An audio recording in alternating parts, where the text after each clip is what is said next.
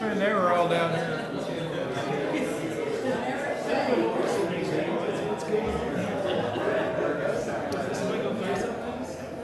Well, I don't know. Actually, I did have that happen to me. Right. Damn egg inside my car. Where? Somewhere in that blue water. Were you in it? No, I was out in the backyard talking to.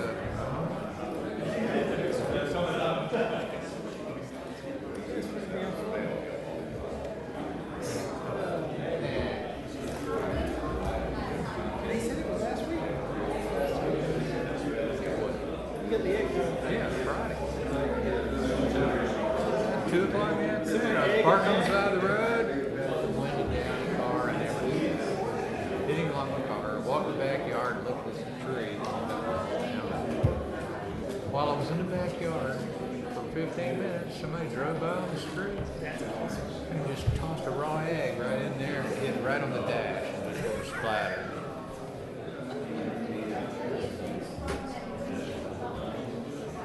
I was on my mother's car. I was in my mother's car, which I never drove. So, I had fun cleaning that out. It was in a gated community. You know?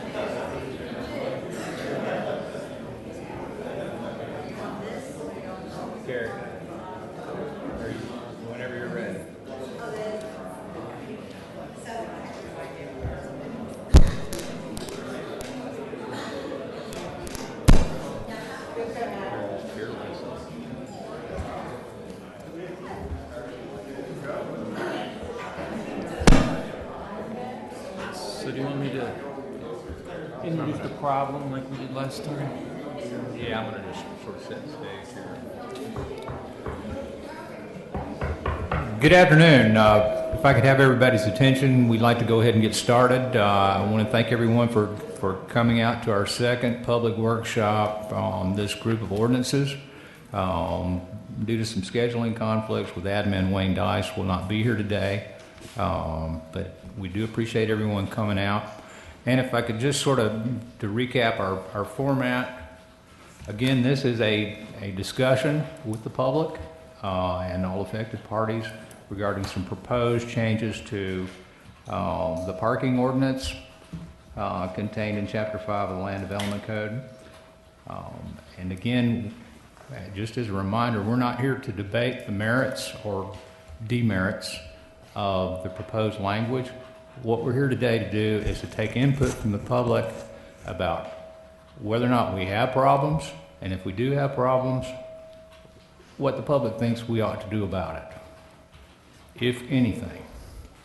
So again, we're not here to debate what the language that's proposed. It's just a point to begin the discussion. And we're looking for solutions from the public. And as the ULI is proud to say, parking solutions are best developed locally, not nationally. So we're looking to develop some local Walton County standards to address some various problems that have been identified both by staff and by the public and by the commissioners. Again, we're going to be taking everybody's comments. We'll be both recording those and transcribing notes. And once we've completed that process, we'll be evaluating all of the suggestions, the recommendations, and be proposing a new version of each of these ordinances for consideration by the County Commission. So if I could ask that we have only one person speaking at a time, and this isn't a popularity contest, but it would assist us in recording the comments if we can only have one person speak at a time. So with that said, we're going to start the discussion of the residential parking component of the proposed ordinance.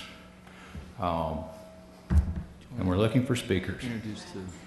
Oh, well, let me turn it over to Tim to sort of give a little bit of the background for those who weren't here last time. Ask them to come to the podium and state your name clearly, please. And then once you do come to the podium, please state your name clearly for the record. Okay, the problem we're trying to solve is we've had some issues with people converting non-bedroom space into bedroom space after they get their certificate of occupancy. They build a three-bedroom house, and then after it's complete, it becomes a 7 or 8 bedroom house, and then it's got 2 parking spaces and they need 7 or 8 parking spaces, and typically they'll show them lined up in tandem, which doesn't work. So people end up parking all over the neighborhood. Wherever they can find a place to park, they park. So that's the problem. We're here to try to find some solutions.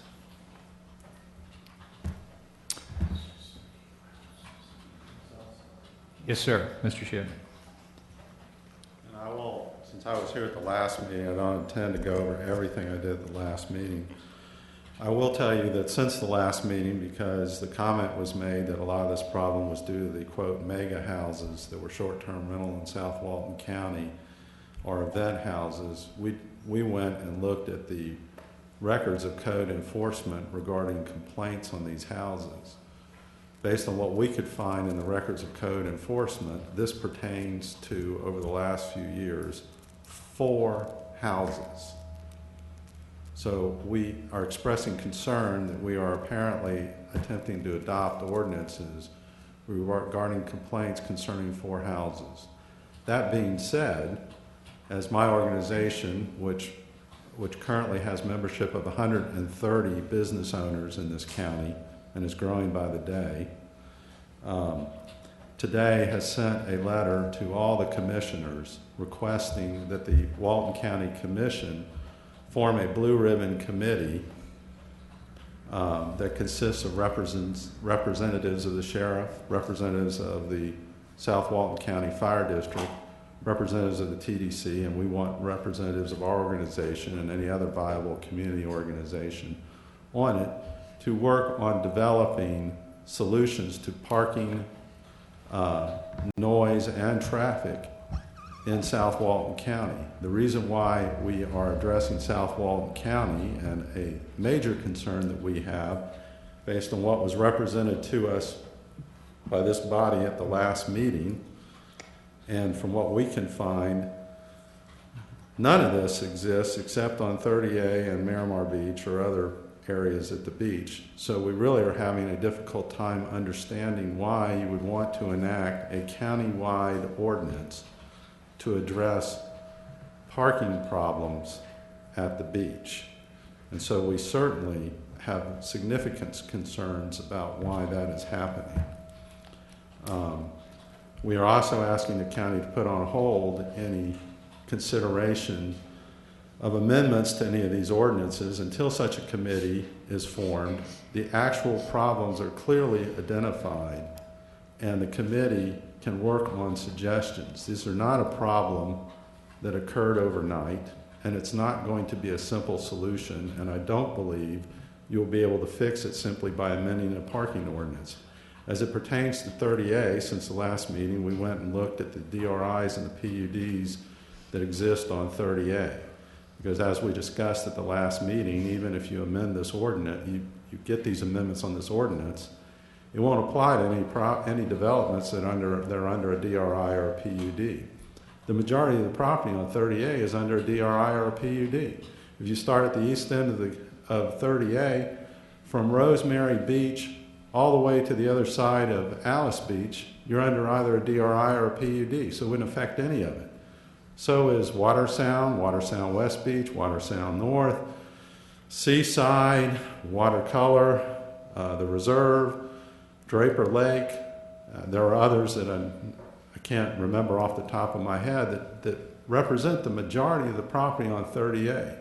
So if our concern, and as the business owners, we agree there is a parking and a traffic problem, enacting an ordinance that isn't even going to affect the majority of the property is not the solution. So again, and I realize it's not within your power to do it, but to make it clear what we believe needs to be done is there needs to be a blue ribbon committee formed that has input from all the affected entities or the entities that will be responsible for dealing with the problem to identify all the problems and to develop recommendations to the county commission, and that we don't just haphazardly enact ordinances. If in fact the problem is a few handful of houses, I used the term last time that this ordinance seemed to me like we were trying to kill the fly in the room with a sledgehammer. It seems now like it's more like trying to kill the fly in the room with a wrecking ball. Let's pinpoint the problems and let's address solutions exactly to those problems. Thank you.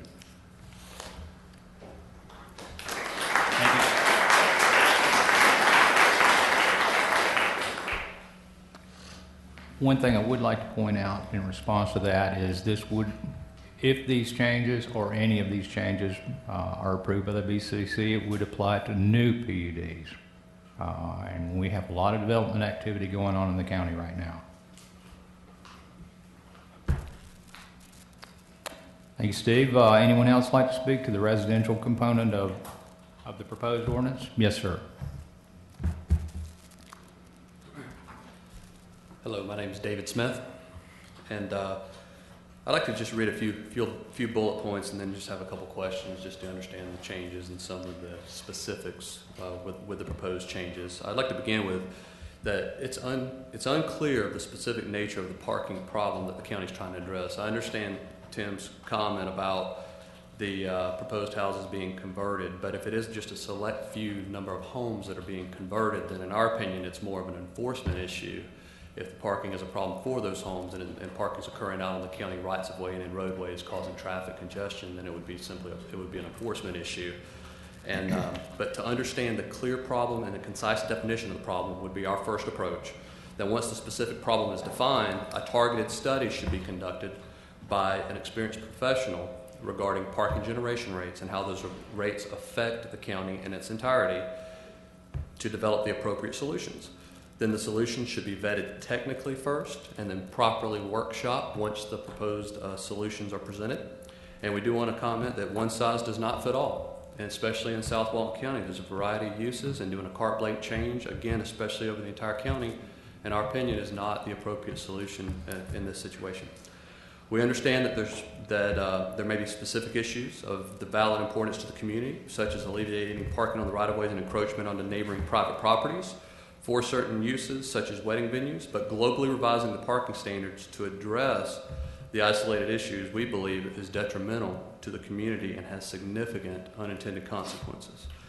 Developing parking standards based on peak parking needs only serves to promote seas of asphalt, and I want to point that out, that if I understand correctly, these parking spaces for the residential homes have to meet the design requirements for parking standards, so basically it would be a 9x20 parking spot. And if I read the proposed amended changes correctly, you can only have a maximum of 2 parking spaces parked in tandem at any given time. So in that case, would you have to have a drive aisle with parking spaces similar to a commercial parking lot to be able to meet the standards for a residential home? Because if I read it correctly, that's the way I'm reading it. Yeah, I think there's a number of ways you could accomplish it, but we get these plot plans showing 7 in a row. That just doesn't work. I mean, how's that first person supposed to get out? He can't. Right. So we're trying to eliminate. I mean, we know they're not doing it, but that's how they're showing that they can meet the standard. But I think there's a number of ways you can. That's one way, but it's not the only way. Which, I mean, it's a point to the problem that I know you started the presentation with, but I'm looking at the other example, like north of the bay. Is, it's going to be a single family living there where everyone, you don't have different ownerships involved where you would have an issue with blocking people in. I mean, I understand if you're looking at down, where you were saying that the situations are, the issues are, we have different families, then the tandem comment, I can understand. But the remainder of the county is what I'm pointing out, that it's not one size fits all for just a single family residential house for one family. And I want to also point out that the parking lot scenario with a drive aisle, a 24-foot wide drive aisle, if I understand, with 9x20 parking spaces off either side, the amount of asphalt right there that we're creating, especially along County Road 38, which is a scenic corridor, and our goal is to protect the open space and the preservation, to me it goes against that scenic corridor policy and the intent and the standard in the scenic corridor by providing these large amounts of asphalt. So that's just a point I did want to make there. The solution palettes for parking should delve deeper than simply requiring more parking for a particular use. We agree that if some parking requirements are currently undefined for specific uses, and I'll just use an example, wedding venues, then these should be analyzed, vetted, and incorporated into the Land Development Code specifically. We strongly believe that carte blanche amendments to the current parking ordinance for the sake of targeted issues is flawed logic and policy, and again, it's going to have other effects. I understand south of the bay is totally different than north of the bay, and these changes are for everything. So just want to make those comments and recommend that the changes be made to be for the county in its entirety. So, and I have copies of what I've read if anyone would like to see copies of this as well. Thank you.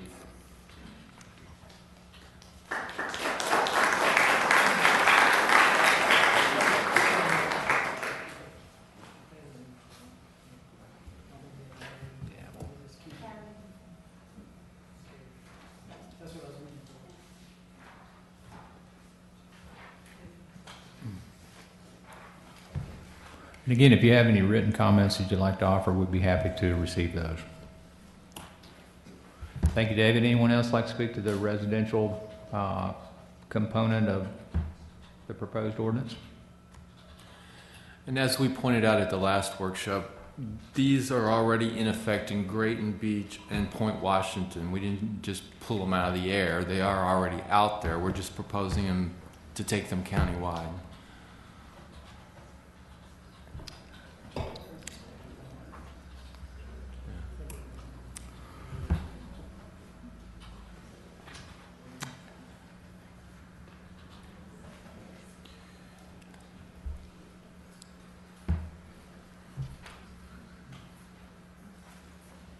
Good afternoon. My name is Bob Sullivan, and I represent a citizens group What is your name, sir? who live along Scenic Gulf Drive in Miramar Beach. Could your name, sir?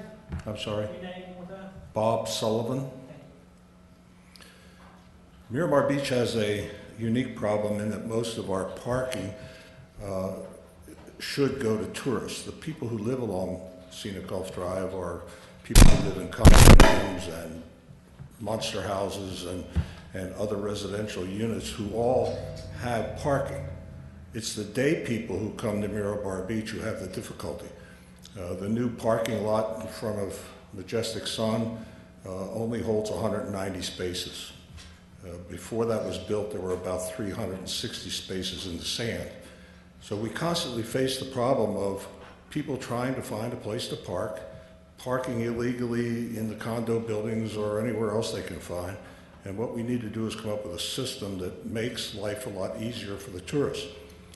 We have a lot of lazy people at Miramar Beach who live just off the beach and drive up to the beach a quarter mile to park in front of those, to park in one of those spaces that we should have available for our day tourists. I think the solution on Scenic Gulf Drive and maybe in other places is parking meters. And I think it's time that the county took a look at that. We're growing up, and there's not a beachside community in the United States that doesn't charge a lot of money to park along the beach. Credit card machines are available. You don't have to carry cash in your bathing suit. There's all kinds of ways that we could set a 4-hour limit or a 3-hour limit or whatever you want. Most people don't spend 8 to 10 hours at the beach, so we could rotate parking if we used a parking meter system. So I would like to please get that into some consideration into this ordinance. Thank you. And just for old fellows like me, if you would put that microphone closer to your faces, I could hear you in the back, okay? I can't hear if you don't talk in the mic. Thank you.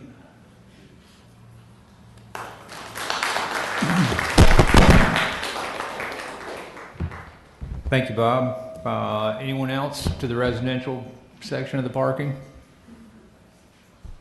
Yes, sir. Gary Vorbeck, attorney out of Destin. I spoke to some of you earlier this past week, and it's my understanding that there hasn't been any study or any expertise hired. And what the last three speakers kind of demonstrate that we're trying to solve a problem we don't really understand yet. And the last speaker spoke about Miramar Beach, and David spoke about South Walton, and the prior speaker spoke about 30A. Each one has a different problem, and I'm sure we need to quantify the problem houses, the event houses, or those dwelling units or properties that are causing the problem. It's identified as that there's probably maybe as little as 4 of them. There may be more. There may be more in the future, but those are issues that we have to deal with, and we have to understand the problem first. Now, whether it's a blue ribbon committee, whether it's hired somebody that can is an expert in parking to do this, we need to do something. And just passing a law recommending to the Board of County Commissioners to solve a problem that we don't understand and there's no details of, and it's not quantified or qualified, and just pass a knee-jerk reaction and pass a parking ordinance for residents is just kind of absurd. And so I recommend that's not good government. It's not good business. It's not something that this county needs to depend its tax base on and depends its future growth on. And the developers and the builders can and property owners can depend upon when they're investing their literally millions and millions of dollars in this community. So if we're going to do something and we're going to address a problem, let's address it correctly. And that's with a clear understanding of the problem. Without that, we have nothing. Okay.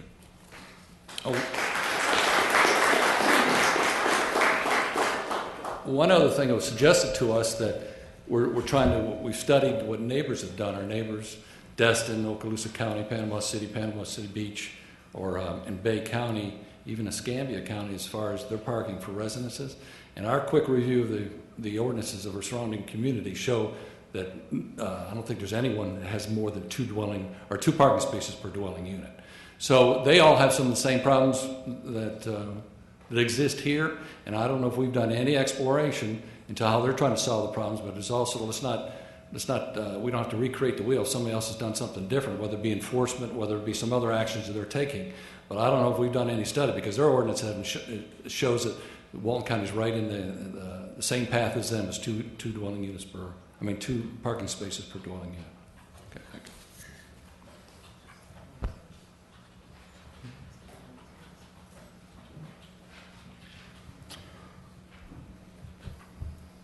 Jackie Markell.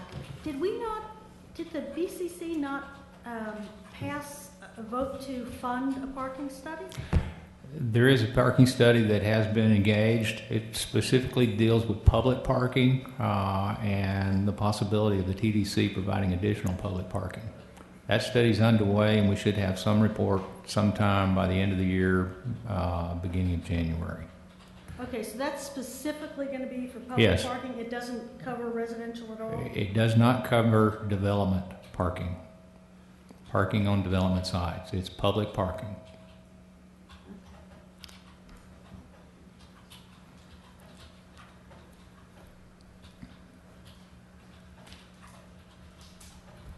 Anyone else?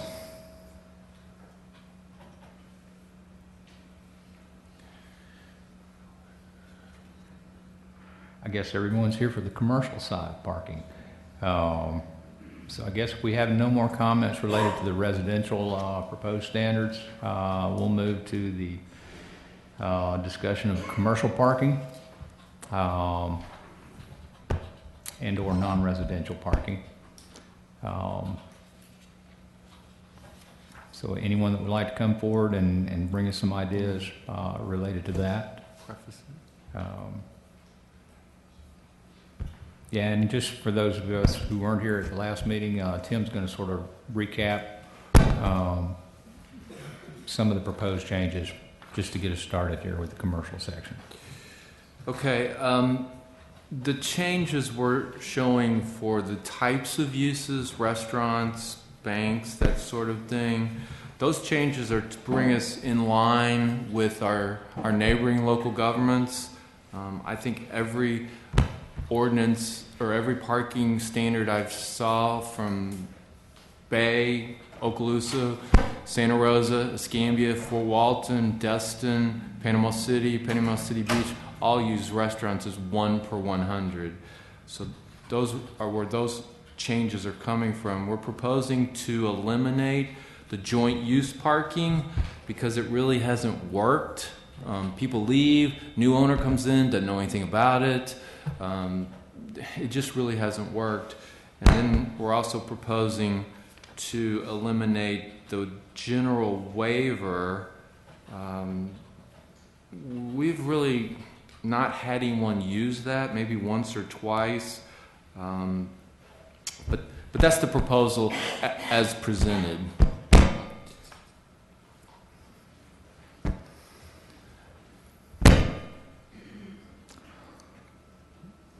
And just to follow up on that, the general waiver provisions most likely will survive this process, especially if we address parking for residential in the context that it's presently proposed, similar to the Graydon Beach parking, and previous comments related to large tracts of land, large houses in rural areas. That would certainly be a circumstance where that particular waiver would be appropriate if this went forward as proposed. But again, all these things are still in the discussion stage, and we're looking for better ideas than the ones presently proposed. So with that said, would anyone like to speak to the proposed commercial parking standards?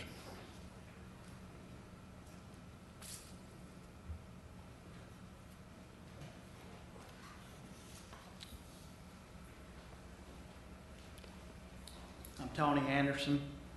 One thing that really kind of bothers me a little bit about the doing away with agreements between businesses.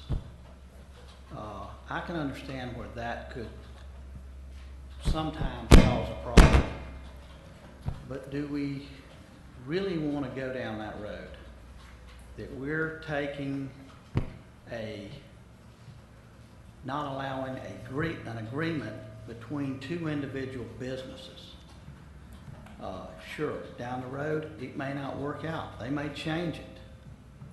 But once again, we're trying to solve every issue in one fell swoop.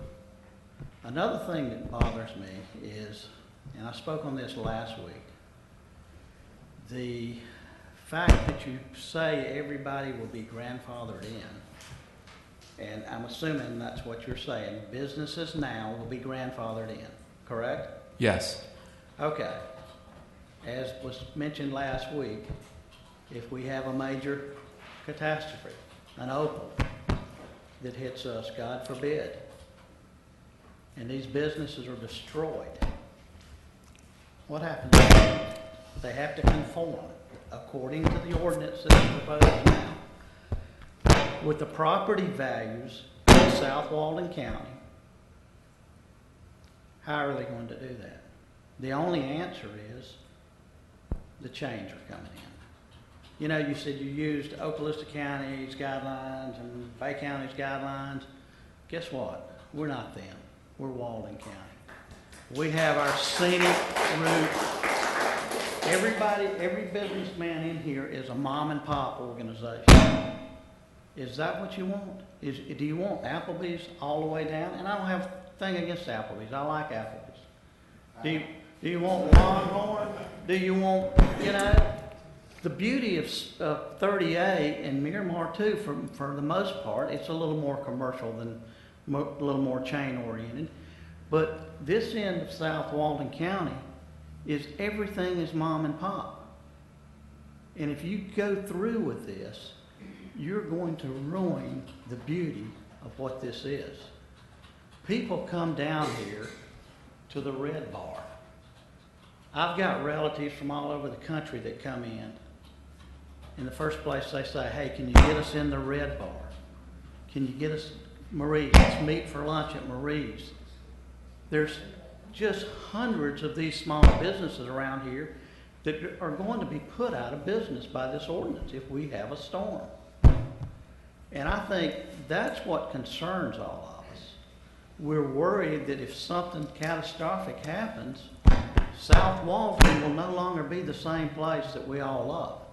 Thank you.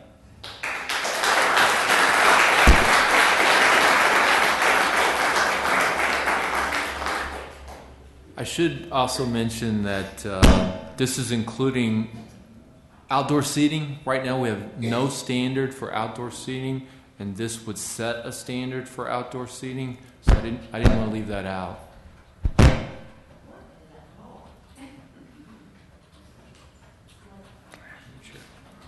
Well, while the next gentleman is coming up, one thing I want to make clear, we are not proposing to change the character of South Walton. That is one of the things that is incredibly valuable to this county.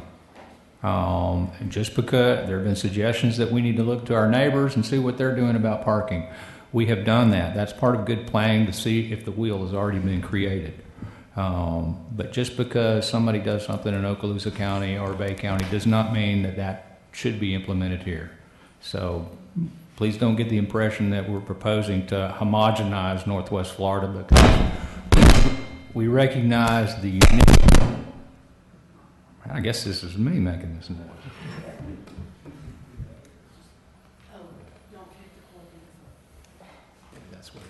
I apologize for that.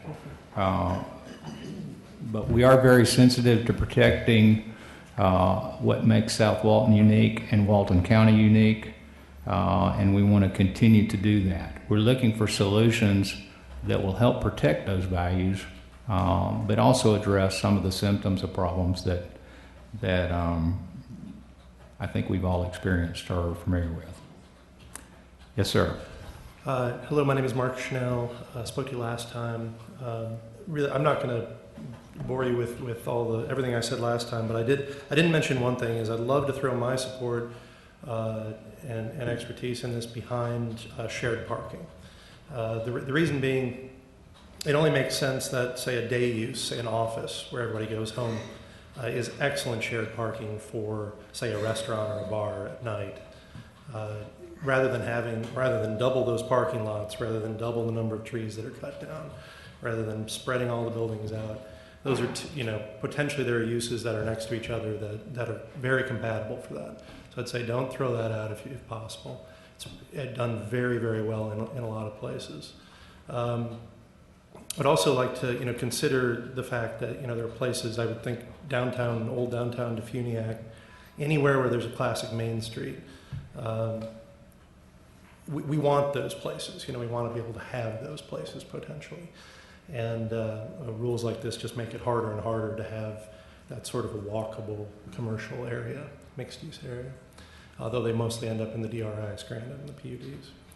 But, and then regarding the use of other communities as a way to get some ideas, I would love to see going beyond our neighboring counties and go to the really, really forward-thinking places out there and see what they're doing. And it goes back to a comment earlier about, let's give this some study.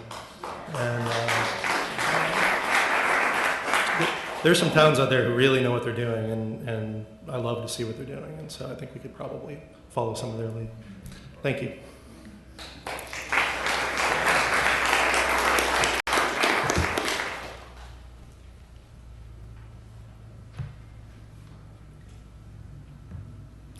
And just a little bit in that regard, we have looked at some innovative parking arrangements, redevelopment circumstances. There are a number of places in California where most things in real estate happen before they happen anywhere else in the country, that provide some very interesting models that we are certainly considering as we evaluate public parking in South Walton. We don't have to invent the wheel. We just have to decide which particular wheel we want to put on our car.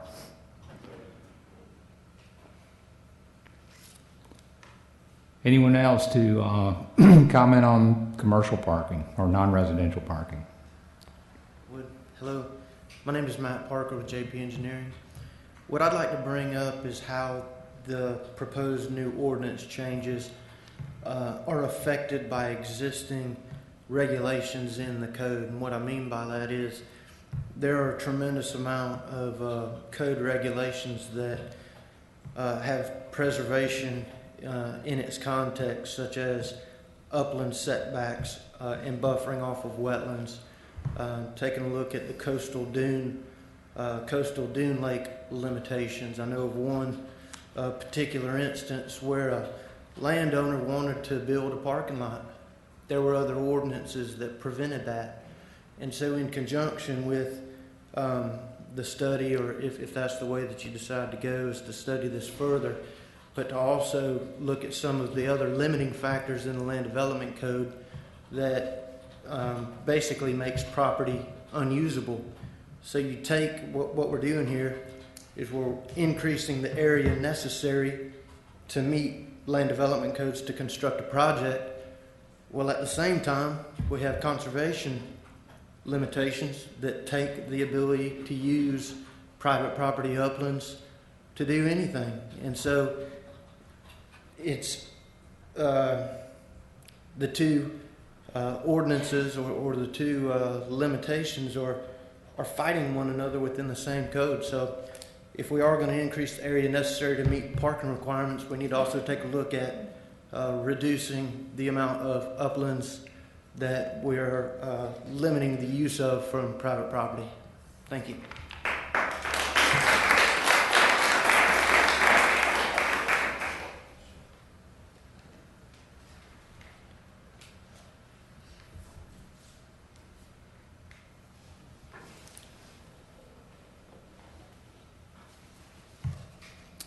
Good afternoon. My name is Alan Roberts. And there is one solution that I would like to put out there for you guys to think about. It actually happened already this summer. We had a designated parking lot in Grayton, basically for Seaside employees to go there, park, take a shuttle that we provided. I work for Sunshine Shuttle, full disclosure there. And we drove them into Seaside. That took hundreds and hundreds of cars off the road, and that was all commercial parking. Those employees, most of them I spoke to, loved it unless they lived east of Seaside on 30A, because then they had to go to 98 and get around. But that type of park and ride system works in basically every community that's ever been tried. And there's a lot of land that we can use to do this at. The county owns the land. We could take 395, that's an artery, do the same thing. You know, all the major arteries, we could at least explore that option because that solution really worked for Seaside. So I just wanted to put that out there.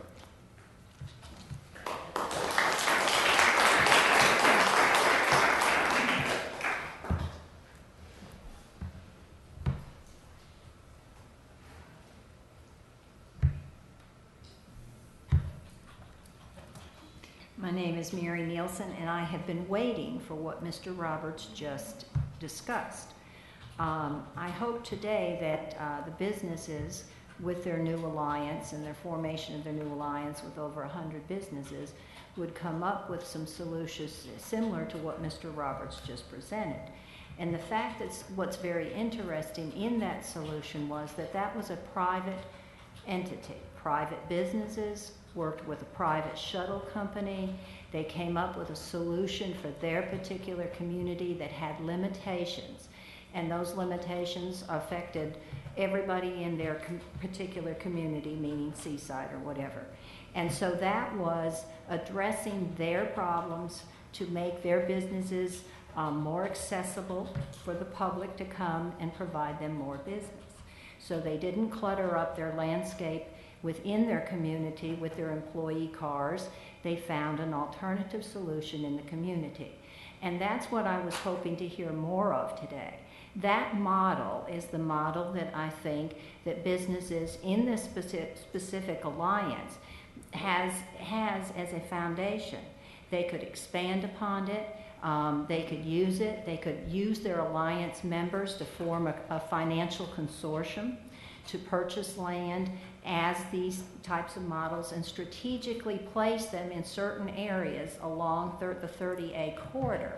And they could then share them. Those businesses could share those properties if they were purchased in a consortium manner. So I think that and that creates maybe new jobs as well, someone to manage the parking area, new benefits for their people, and for their customers, it's a wonderful thing. So say, for instance, and I'm going to use Stinky's. I love to go to Stinky's, but the parking is an issue. But if Stinky's and different restaurants in that geographic area have significant problems, or even a little further away, they go, they form a consortium, they buy shares, they put their money in, they go find a piece of land, either a piece of land to lease, perhaps, that meets the land development code for that purpose, or a piece of land to purchase. They then own it as the consortium, and they then engage the Sunshine Shuttle or whatever shuttle they so choose, or they create their own shuttle. If they're business people, they may create competition to Sunshine.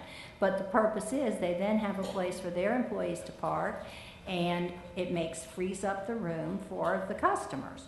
So I like the idea that Alan Roberts just gave. I think it should be expanded upon, and I think that people who have problems, when they have a problem from which they are deriving an income, or on the residential side you have a problem, you have to look for some solutions that work for that particular problem.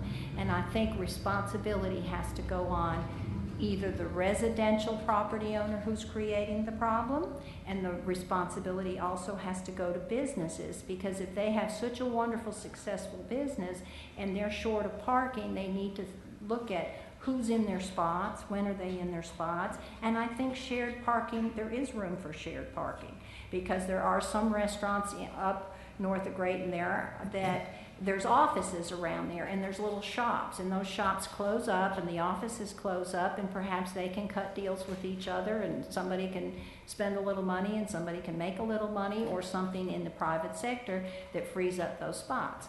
So that's what I'd like to hear more of. Perhaps we do need a study, and that's my opinion, and I think that should be expanded upon.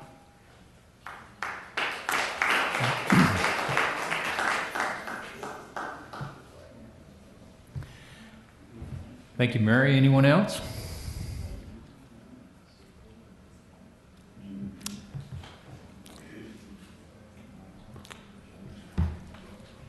Sherry Judkins. I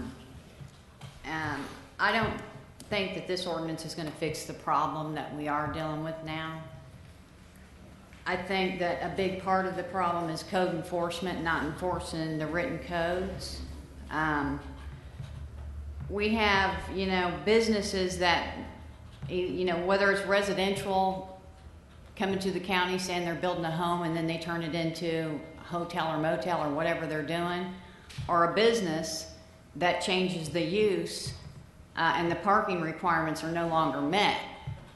The code allows for enforcement of that. It's just not being enforced. So that's a big part of the problem we're having with parking in some of the different areas is simple code enforcement issues. You also have warehouse listed in here. You're making no changes to the parking requirements for a warehouse. In my neighborhood, people come in and they just call themselves a warehouse when actually they're a retail or a wholesale business, so they have no parking. And in here, you've only got one space per 3,000 feet of gross floor area for a warehouse.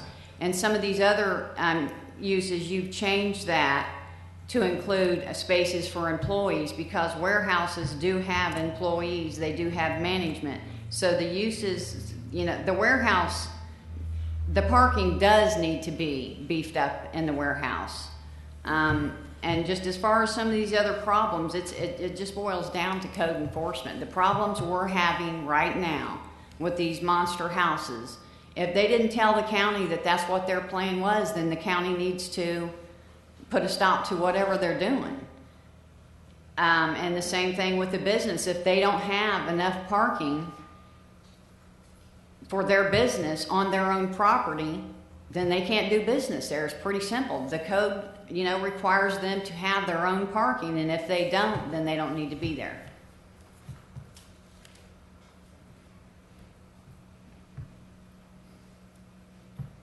Yes, ma'am.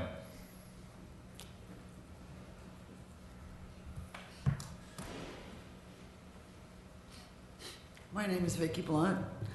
I found the little seminar from the last two guests incredibly interesting. The county has allowed the building of these various properties, the development of the properties, whether they be used for business or residential. I'm going to only address the business. I think that the idea of a shuttle service is something that we should look into. I agree with that. However, I have severe problems when it's presented in such a way that the business owners need to put up the money to solve the issue. The county has created some of its own beast here. Every business owner behind me generates income to the county by way of taxes. They will if I bring in one customer that goes to 5 different places, they're getting sales tax from every one of them. So it is not just what I bring in or any one individual here. The money is going to the county. Some of the money needs to come back. If we're going to do a shuttle service, which is a great idea to solve some of the problem, it's not going to solve all the problem. The only way to really solve the problem is to take all the funding away from the TDC, disband it, and stop marketing Walton County as a tourist destination. This doesn't seem like a really good idea to me. It's not going to hurt my business a lot, I will be honest with you, because I'm not tourist generated. But the money that runs this county, a good deal of the money that runs this county, comes from the south of this bridge. And we've always been treated like stepchildren down here. So I kind of feel like the county wants to work with the business owners, and we certainly want to work with you on trying to solve the parking. I do have a question. I thought we were discussing commercial parking, but you threw in the idea that it's also dealing with outdoor seating. Are you what you're trying to tell me, and maybe I'm too stupid to understand it, is that if you have a customer seated outside, that qualifies for additional parking spaces? At present, it does not in Walton County, with the exception of the Point Washington neighborhood plan area. And yes, ma'am, that is what is being proposed. So to add an additional parking impact in the code for additional seating outside of your heated and cooled area. Okay, I understood. Thank you Yes, for ma'am. clearing that up. But we also have another ordinance under consideration, do we not, for outdoor events? That's temporary outdoor events. This would be permanent Temporary outdoor outdoor events seating. would be someone going out to dinner and sitting outside. You would consider that to be No, temporary? ma'am, that would not be Oh, that's covered by that permanent. ordinance. That would be like an event being held, Every day. like a concert, a wedding, those kinds of outdoor events. Outdoor Not eating regular is- restaurant seating. That would be That would be excluded. covered by the parking ordinance, not the outdoor event ordinance. Okay, all right. Well, I appreciate your time. Thank you. Yes, ma'am.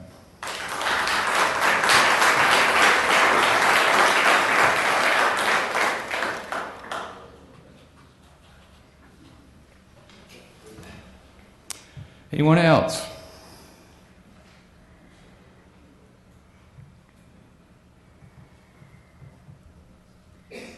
Good afternoon, Kelly Jo Kilberg. I just wanted to kind of look at this from a Kilberg, Kilberg. Sure.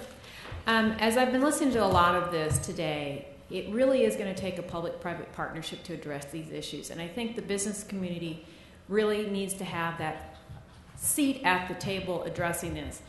Over the last couple of days at the Gulf Coast Gulf Power Symposium, every speaker up there talked about how regulations hurt the business community. This is not the time to put into place more regulation to impede our businesses from succeeding. This is the time to look at solutions and have real conversations on how do we help them succeed and grow.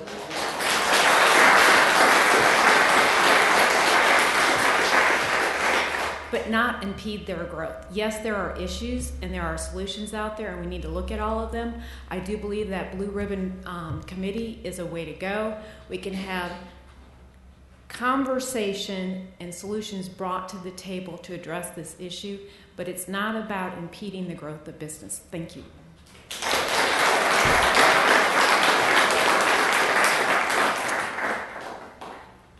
Please understand, none of what is being proposed is proposed for the purpose of impeding growth or success in business in Walton County. In fact, it's just the opposite of that.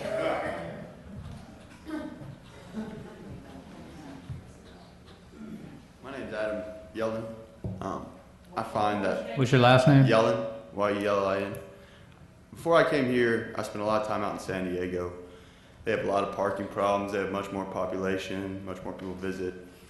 And to be honest with you, just listening and everything, they took it on them to enforce the rules and to, you know, have the police and the people that are supposed to do the necessary means to make sure that people visiting park where they're supposed to and do what they're supposed to. Here, I feel like y'all are putting it on the businesses to do that job, and that's not our responsibility. We pay sales tax and we do the things we need to do. But I think, you know, the responsibility needs to go on the enforcement side of things. So that's all I've got. And San Diego did a great job of doing that. And once the enforcement happened, the cars were off the streets, they were in parking lots, it worked out. You know, so I feel like maybe we should step up and look at something like that.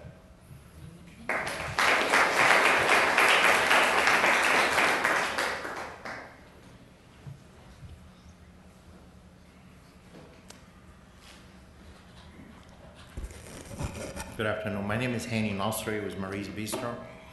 I still don't understand how do you expect me to keep operating my business if I am threatened in case of a hurricane or fire or any catastrophe that I am not going to be able to rebuild it.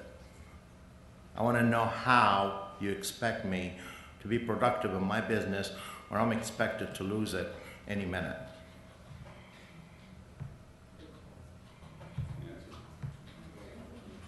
Any answer, please? No, sir. Okay. No, sir. We're taking comments. We're not debating the issues right now. Thank you. And we're happy to take any comments that you want to offer. All right. I had a wonderful, productive meeting with Sunshine Shuttles. And definitely South Walton brings a lot of tax revenues to the county. We are, in our business organization, definitely is looking into supporting the shuttle program, but I don't think it is only our responsibility. As we bring a lot of tax revenues to the county, we feel we can share the responsibility with the county we feel that the visitors that are coming in here, like many other communities, will not mind paying a $10 a day and get a wristband or get a card that goes into a machine, take them to a parking lot, and they can park and ride a nice looking, wonderful shuttle that is taking pictures with, and it will be an additional amusement to our visitors and an additional easement on our parking. So we need to look into all this before we enforce burying us under. Thank you.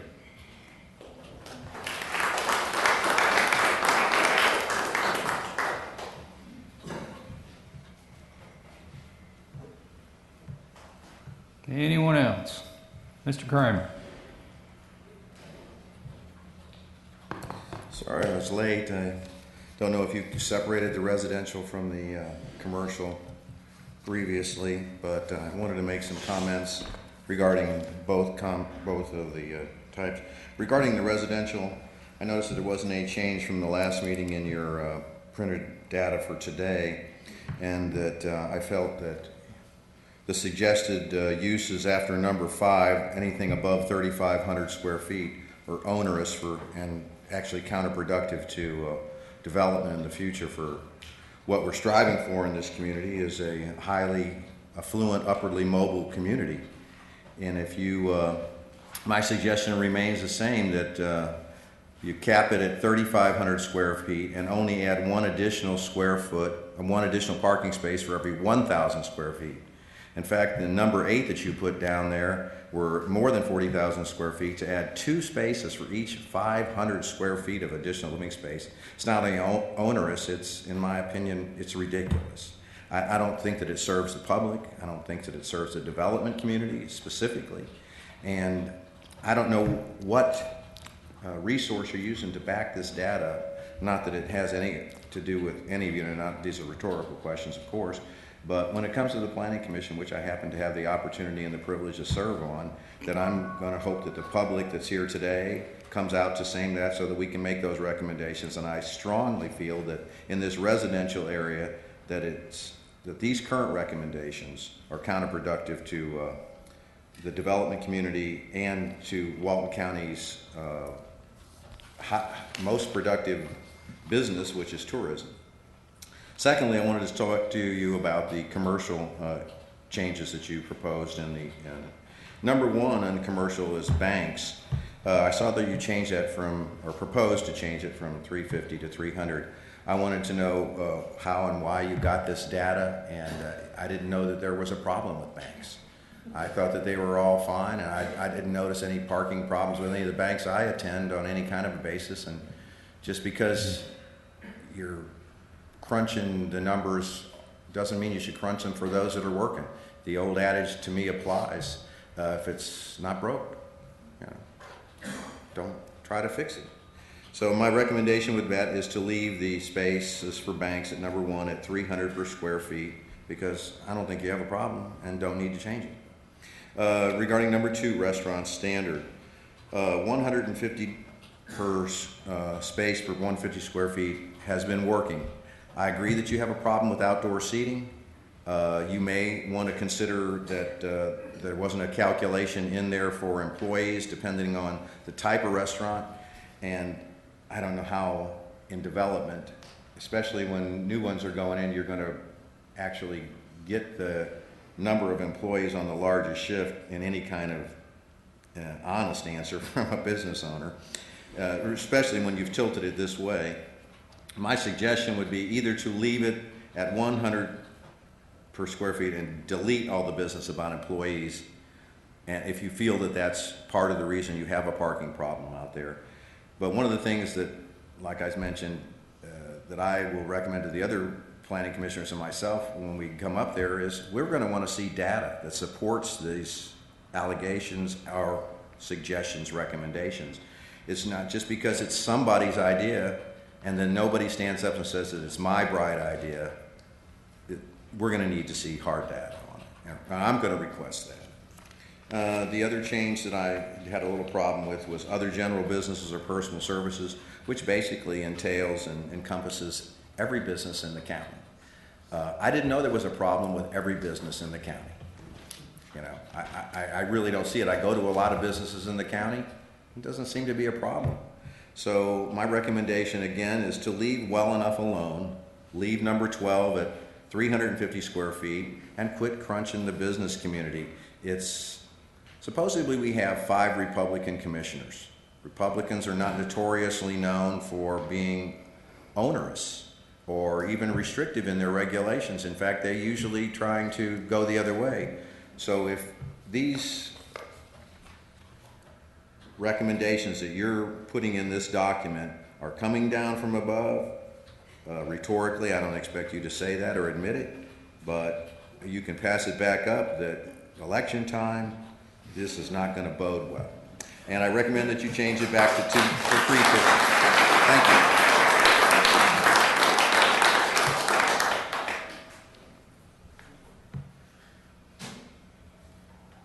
Thank you, Mr. Kramer. Would anyone else like to go next?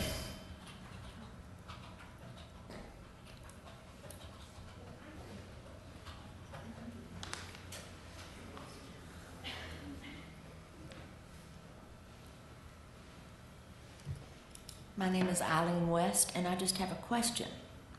What are we going to do with all of these suggestions that everyone is making? What happens after this point? Do you take all these down and then come back to us and show us what those were and somebody decides on that? Or is this strictly about whether or not that ordinance, is it about defeating the ordinance or the ordinance passing, or about making the suggestions for solutions? It's not about defeating an ordinance or passing an ordinance. It's about helping identify a problem, define the problem, and then propose appropriate solutions that are locally appropriate.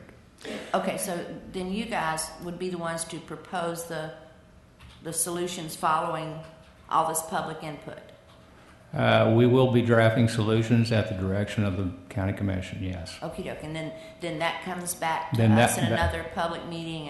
And that very well may come back to another public workshop, which will probably be my recommendation, or it will go directly to the county commission for their review, and if they're satisfied that we're at least in the right ballpark, they'll direct us to take it back through the ordinance review process to amend the land development code, which will mean public hearings before the planning commission, and based on their recommendation, public hearings before the county commission. Okay, so that being the case, I want to make sure that what I feel the solution needs to be is on the record, and that would be sort of a conglomerate of what a lot of other people have said. We need off-site parking. The future of South Walton County is an art colony. It is a cafe society. It will eventually, probably in 20 years, end up a walking community. It's the traffic problems that we have down there, and I live in the north end of the county and I do business in the south end of the county, and I love both. And the issues between north and the south, completely absurd. We're all in this together. And solving this problem of what is the major generator for the economics of Walton County and South Walton County is not the responsibility of the business people. It's the responsibility of the planning commission's responsibility of the Board of County Commissioners to provide the infrastructure for us to do business. So, that being said, the solution I think that a lot of us have come to is an off-site parking situation where there would be parking lots at each one of those roads that come down to 30A with some sort of shuttle service provided during the summer months when we have 150,000 people per square inch. So that sort of thing, instead of burdening the business community, which is totally absurd, and the very idea that at this point in time in our economics when we're supposed to be developing job opportunities and creating situations where small businesses can thrive. The very idea that this county commission is coming down with these regulations that further burden us at this time when we're making so many strides forward.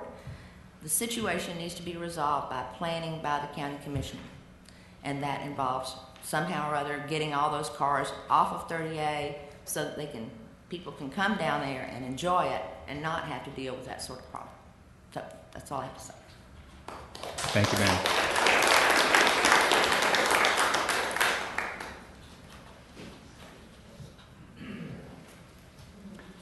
Anyone else?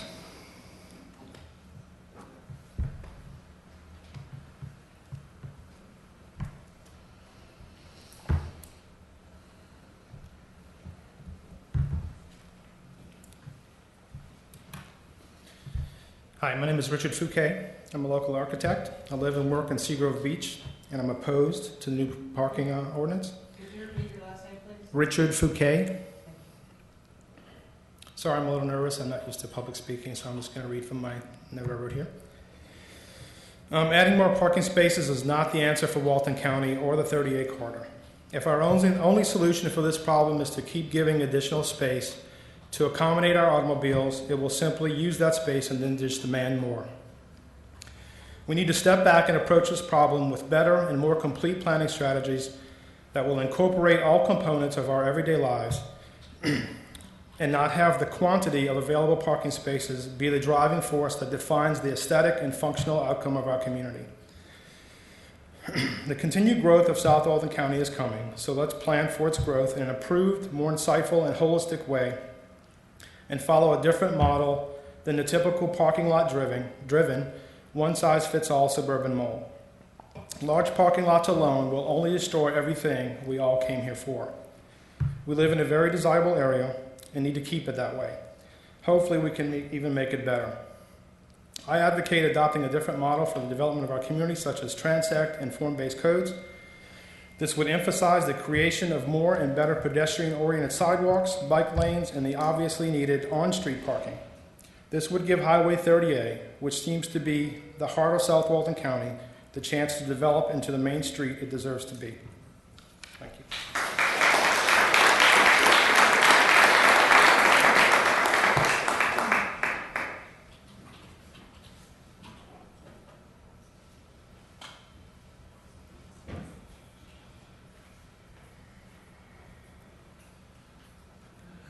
Bob Sullivan again. I think what I'm hearing here today is that we don't have a Walton County problem, we have a 38 problem. There seems to be a number of people in the room who think that South Walton encompasses that one street along 30A. I heard somebody here today complain about Applebee's, and people need to know that Walton County runs from the Okaloosa County line up in Miramar Beach all the way down to Bay County. It's not one street. Now, if the problem with parking is on that street, let's localize the problem and fix it. We don't need a county ordinance that affects Paxton to solve a parking problem on 30A. So I think maybe we need to relook at this and get the people from 30A and get them in here to sit down and fix their problem. We don't have a problem with parking in front of stores in Miramar Beach or in front of Applebee's. We only have a tourist problem in front of our beach. Now, if that's the problem on 30A, it's a problem that was caused down on 30A. It wasn't caused by Walton County. There was some pretty poor planning that went along all along the beach, Miramar Beach included. But all you need to do is fix scenic 30A. You don't need to fix Walton County. Thank you.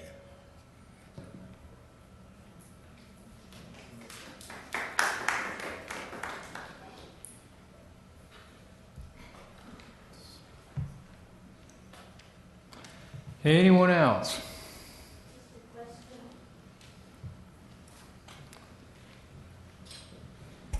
Dottie Nest Beach Breeze. Would it be within the realm of possibility for this ordinance to state that the existing businesses grandfathering would continue in the event that they had to rebuild? That could certainly be considered. It wasn't a suggestion, since I'm just an observer. It was just a question. Thank you.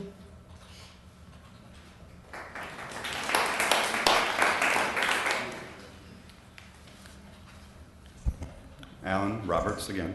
I just wanted to be clear that I'm not definitely suggesting that everybody in this room pays for a parking lot to be built on 30A. That's not at all what I'm suggesting.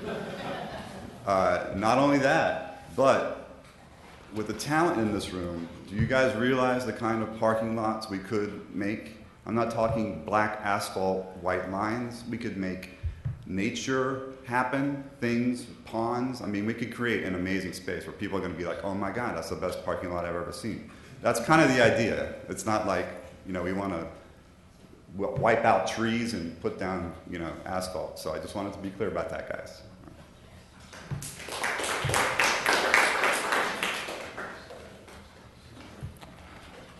And Alan, I think you make a very good point. There's a tremendous amount of talent in this room, and that's why we're having these workshops, to try to benefit from the talent that already exists in our community.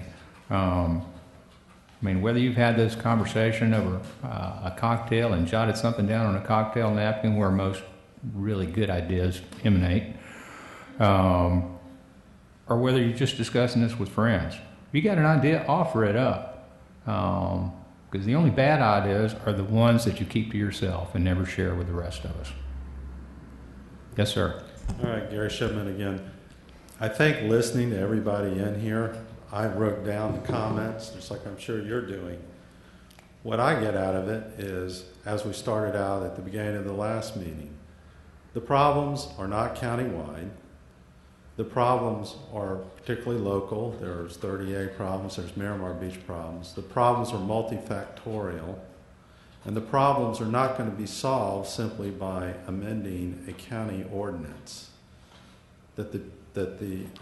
There seemed to be a pretty good consensus that public transportation is going to be an important part of the solution, that some additional public parking, perhaps on feeder roads, is going to be a part of the solution, that these solutions need to be developed through a Blue Ribbon Committee, that the problems need to be specifically identified, and that the solutions will be multifactorial. So again, I hope the County Commission acts on the letter that the Small Business Association is sending to them today, requesting that a Blue Ribbon Committee be appointed and created to identify these problems and the specific problems and the specific solutions that will be multifactorial, and that these ordinances be put on hold until this committee has a chance to study and identify each of the specific problems and each of the solution or solutions to the problems. Thank you.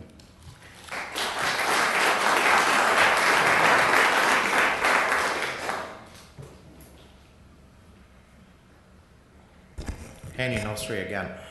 I was wondering why in this new ordinance I don't see any suggestions for the county's responsibility for parking at the public accesses to the beach. That seems to be a huge problem in each one of the beach accesses, but we don't see that that has been regulated whatsoever or planned whatsoever. Well, actually, that is part of the parking study that was alluded to earlier that is underway right now.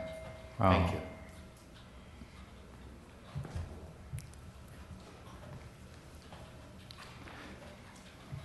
As you will recall, several months ago, Public Works and the TDC were proposing some additional parking areas. They were just looking along the beach to see where opportunities might exist, and had actually proposed some specific areas and some specific increases in parking along the coast. A number of folks from the public didn't think that was quite the right approach, and that's why we have commissioned a nationally recognized parking firm to do a professional study of parking that addresses local conditions and comes up with locally approvable solutions to the local problem. And again, that study is underway. It won't be complete for a few more months, but rest assured that is being directly looked at, and it's being looked at by somebody not from here. sometimes defined as an expert. So with that said, would anyone else like to offer solutions, suggestions, or comments related to non-residential parking in Walton County? Hello, Paul Hunter. It seems to me, I'm sure many of you and the people that are behind me right now have traveled around the country and have seen different cities and I imagine cities probably have one of the largest parking problems. Thus, they have municipal parking. They have public works that provide transportation around there. So I think a great-looking parking lot, somewhere to manage the vehicles and the transportation, and to not put that on the business owners, as has been presented.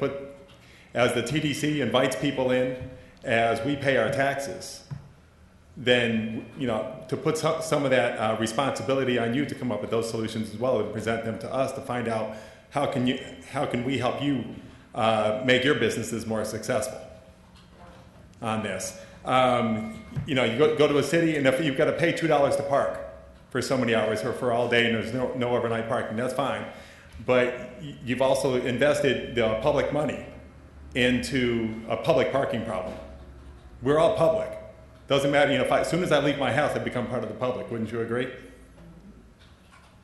Okay, so a public problem should handle the businesses. It should handle the beach, in our mind. So I'm not sure what kind of scope that you've invited them to take a look at. If it's only the public use lands, then great. But as soon as you end up on 30A or you end up on some of the roads, those are public property also. So I'm not sure to what depth or what extent that they are looking at. But I'd hopefully that study would look at those as well. And they are. Thank you.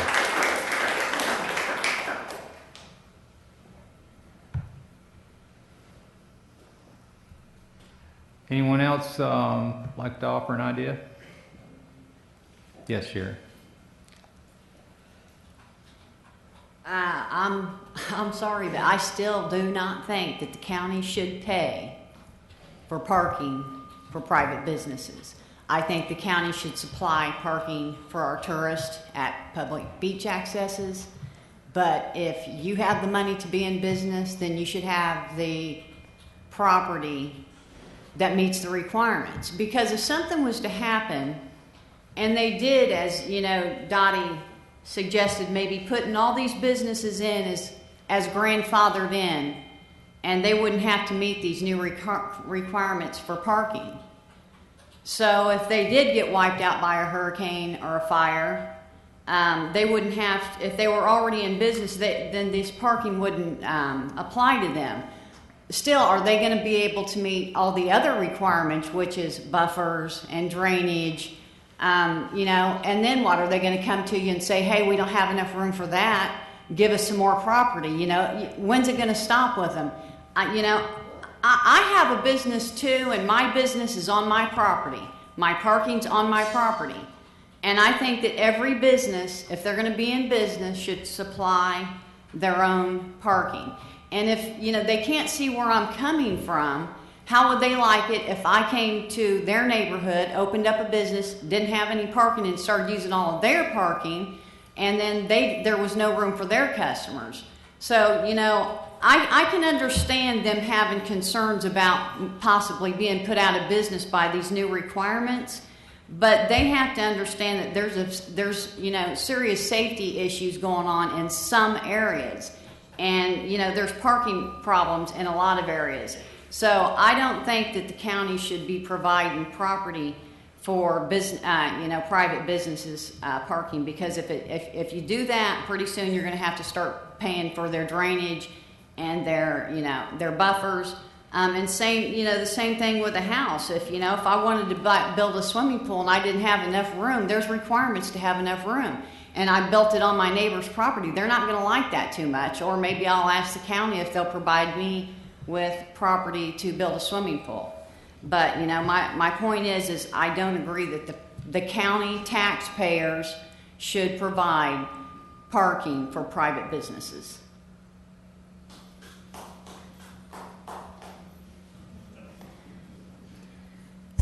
Tammy Reinhardt, TAMI. Reinhart. I'd like to address that because it's not a bad point. We certainly don't want the county just picking up the tab for everything, but if we do, I'd like to be the first to sign up for that. But what I want to point out is these businesses opened up under the rules that were set forth at the time. So we're not asking for a free anything. We built our business, our blood, sweat, and tears went into it, and you can't change the rules after and expect us to not be upset. That's all I got on that. Thank you.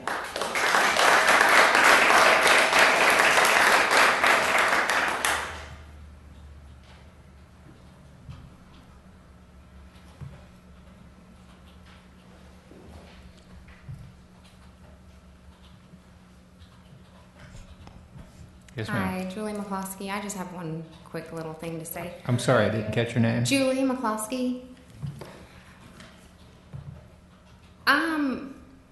Regardless of what does end up happening, you know, everything in life doesn't always work. So I think we should be able to rent space from other businesses, regardless of what happens. And that's all I have to say. So you're in favor of keeping the shared parking requirement or opportunity? In favor of just other businesses being able to rent their parking space for certain hours out of the day. The shared parking? Right. Yes.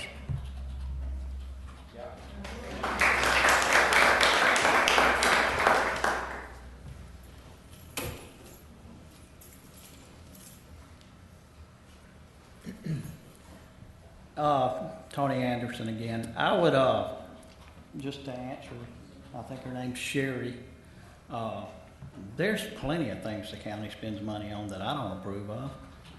You know what? The county's built sidewalks that I've never set foot on. Don't intend on setting foot on. But that doesn't mean they're not needed. This is a problem for everybody. The county helping with the expense, however they can find the money to do it. Sounds like a reasonable solution for all of us. The businesses are paying for this, Sherry, through their taxes. So we're asking for help in this. We're willing to help you. But to sit there and say, just let the businesses pay for everything, look at what that's got us into. You know, we're the money makers in Walton County. We're the job providers in Walton County. And you seem to be, and I don't think you're doing it intentionally, but every restriction you put on a business, sometimes that means one less employee that business can hire. Sometimes it means 10 less employees that business can hire. I agree, we need feeder roads, we need parking spaces, we need all that. And you gentlemen are the experts, and we're wanting to work with you. When Mr. Shipman said about the Blue Ribbon Commission, I think that's a great thing to look at. All we want is some input. We don't want to dominate everything. We just want some input. We want to help you find the solutions. But to saying that the taxpayers can't do this, when the taxpayers can do everything else, you know, the taxpayers may put up a stoplight I don't like. But that doesn't mean it doesn't need to be there, and it doesn't mean they don't need to pay for it. So it's saying that business is not part of the public community and we're not paying our fair share is just wrong.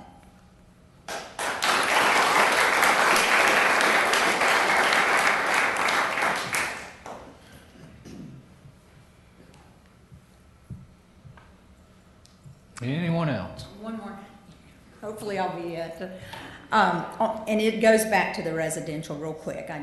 We were talking about Colleen Krika, Krika, about the parking issue. Like if you have a long driveway, you can't park more than what, right. Well, that doesn't even make sense because I grew up in a large family. We had 5 cars at one time, and we all had to park one behind the other. And what we did is at supper time, we would get together and say who has to leave first. It was pretty easy to figure out. And the first person leaving parked at the end, you know. Last person leaving parked at the beginning. we gotta use our common sense. We gotta really use our common sense on these things. When people come here and they have a long driveway, I'm sure they do the same thing. Hey, you two aren't gonna really be driving your vehicles, park them at the front. The three that are gonna be moving your vehicle or using your vehicles, park to the back. Over supper, we'll decide who's gonna park and be the last one to park to leave first. We've got to, because it's like this young man said, if we get too much cement or asphalt out there, it affects the beauty of this area. And I love seeing some of these people that have the long driveways. You don't have a lot of side-by-side parking that takes away from the beauty of this area. So I think you really need to take that into consideration. It's going to be more harmful than helpful. And I think the people that come here are smart enough to know, okay, who needs to get out of the driveway first?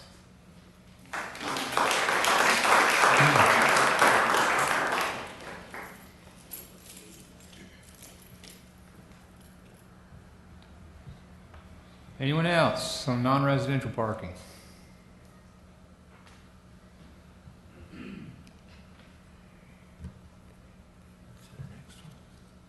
Got everybody's idea? Everybody's comment?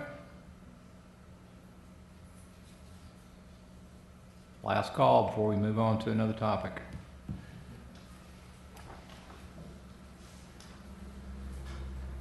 Okay.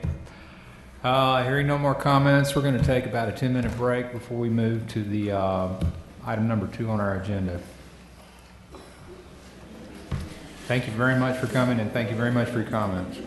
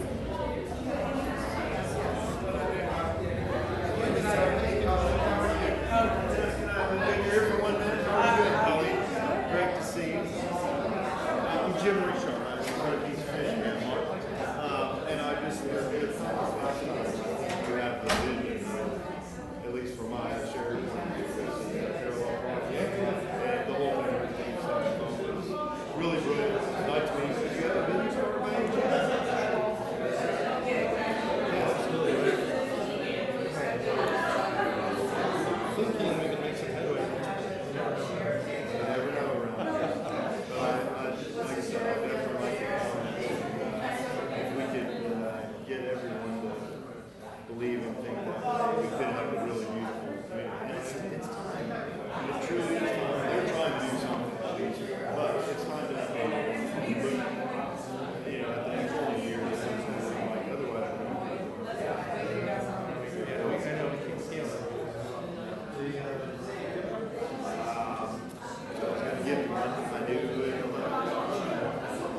send you an email, say hello. How about that? Great to meet you. Thank you. How are you doing? Nice to see you. What's TDC's take on all this? You are?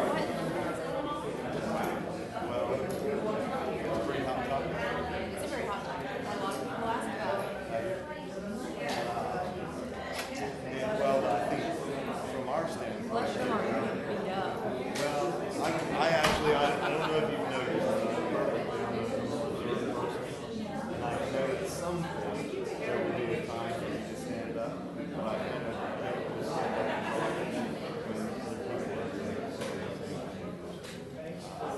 other people are doing but someone shared the sentiment that it's a little bit senseless for us to be spending so much money on providing when we're taxing them and the business owners for making it more difficult.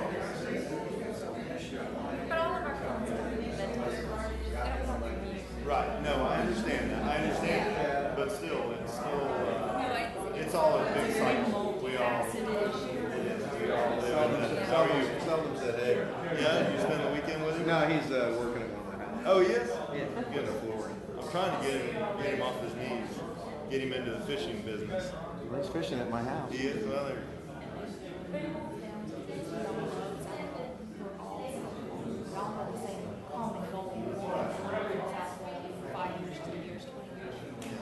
I like the I think it's looking 20 years down the road. Yeah, I think that's and with that picture we're going to do and try to really see what that picture's going to look like again this week.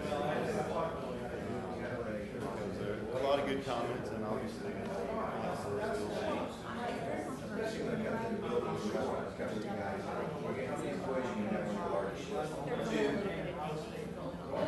Your kitchen's 3,000 square feet.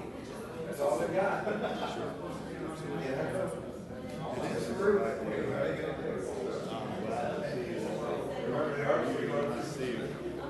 How are you? Good to see you. How are you? Hi, how are you? Good, thank you. It's nice to see the business community coming together, even if this is what they could happen.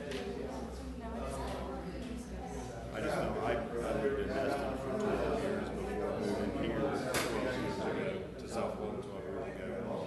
And it kind of breaks my heart to see how Destin has developed. Because they didn't have an oversight at a time. And I'm not a chef. And so it's easy for me to stand here and say these things. But I think they could have, 20 years ago, they had an opportunity to look down the road. A few too many people with big dollar signs in their eyes. I don't know, it didn't. It's going to just take getting the right line.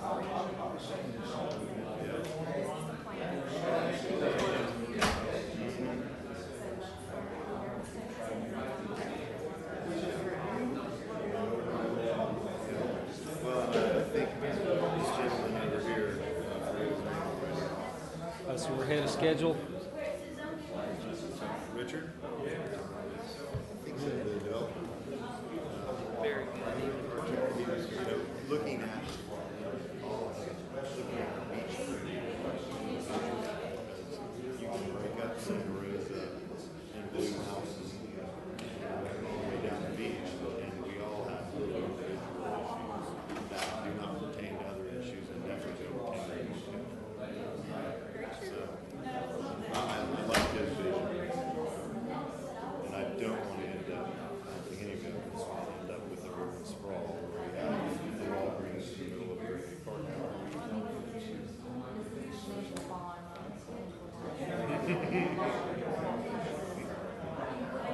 It's not. Well, it's bigger. This would be. I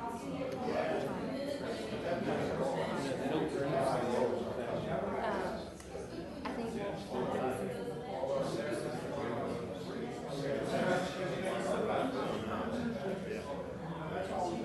And everybody has feels part of it and wants to be part of it, and it's still unique that we don't have chains on 38 at least. It would be nice if we could stay that way.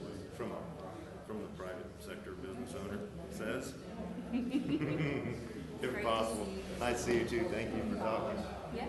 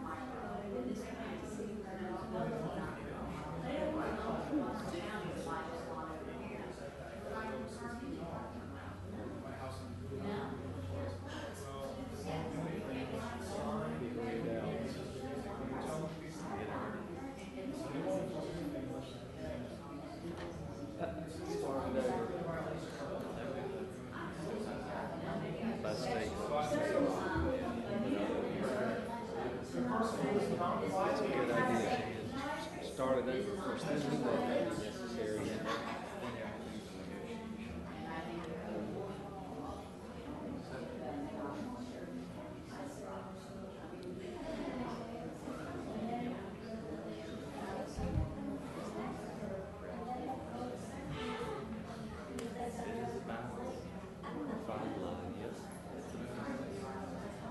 I'm not smart enough to figure it out. It involves too much.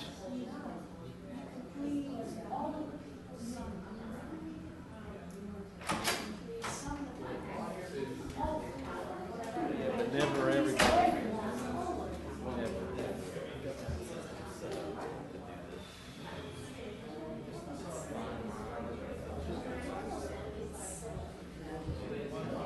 Organized confusion.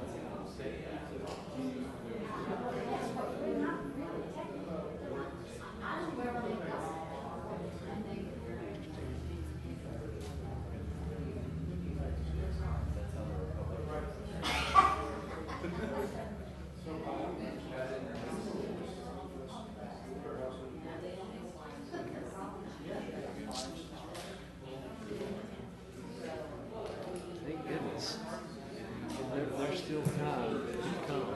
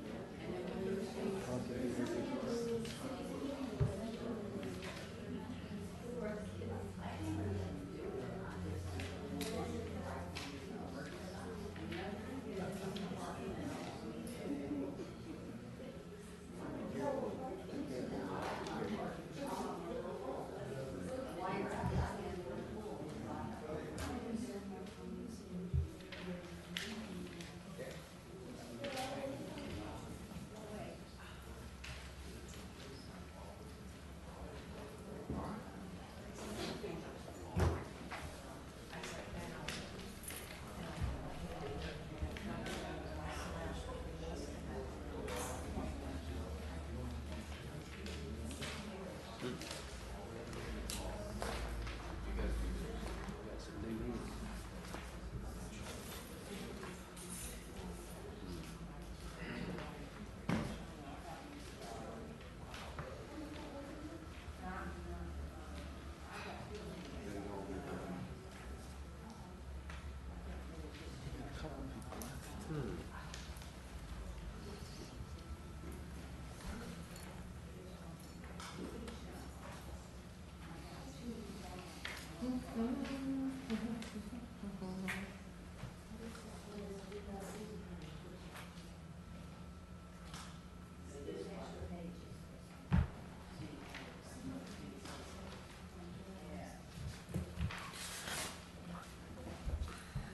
Where's the boss today?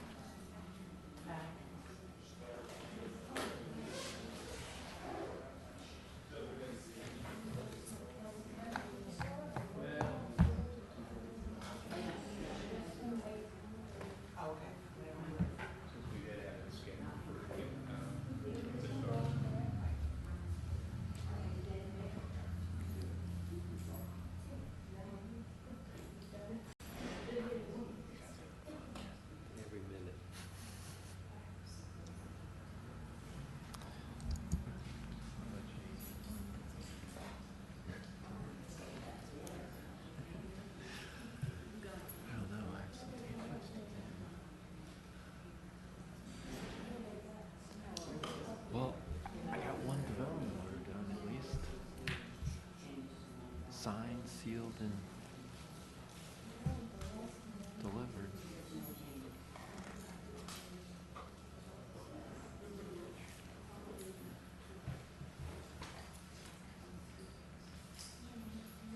On behalf of Jason White, I hope that's kosher. He told me he could sign.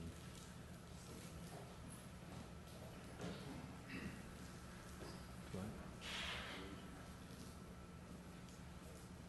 Well, Eddie is the agent, but the owner is Ebster.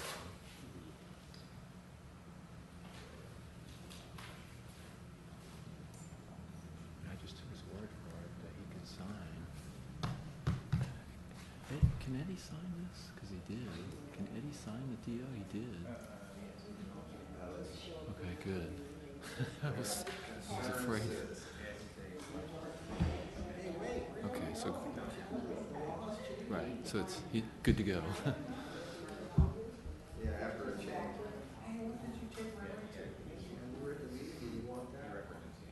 Well, and he's the agent too. That's why I was a little confused, because the agent can't sign, but he's both in this case.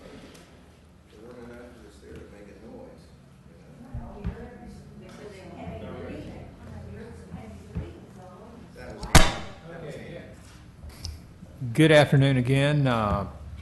It's now 2:45, and we're going to move to the next section of our workshop agenda.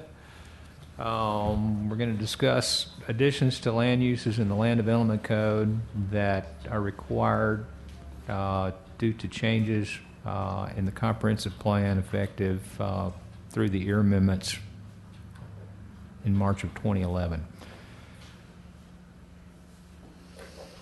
Yeah, these are the ones you see added are in the comp plan, but not in the Land Development Code, because the code hasn't been amended since the year-based amendments, and then the ones being struck through are no longer in the comp plan, but they're in the Land Development Code, so we're striking them so that the Land Development Code and the comprehensive plan are going to be consistent with one another in terms of land uses.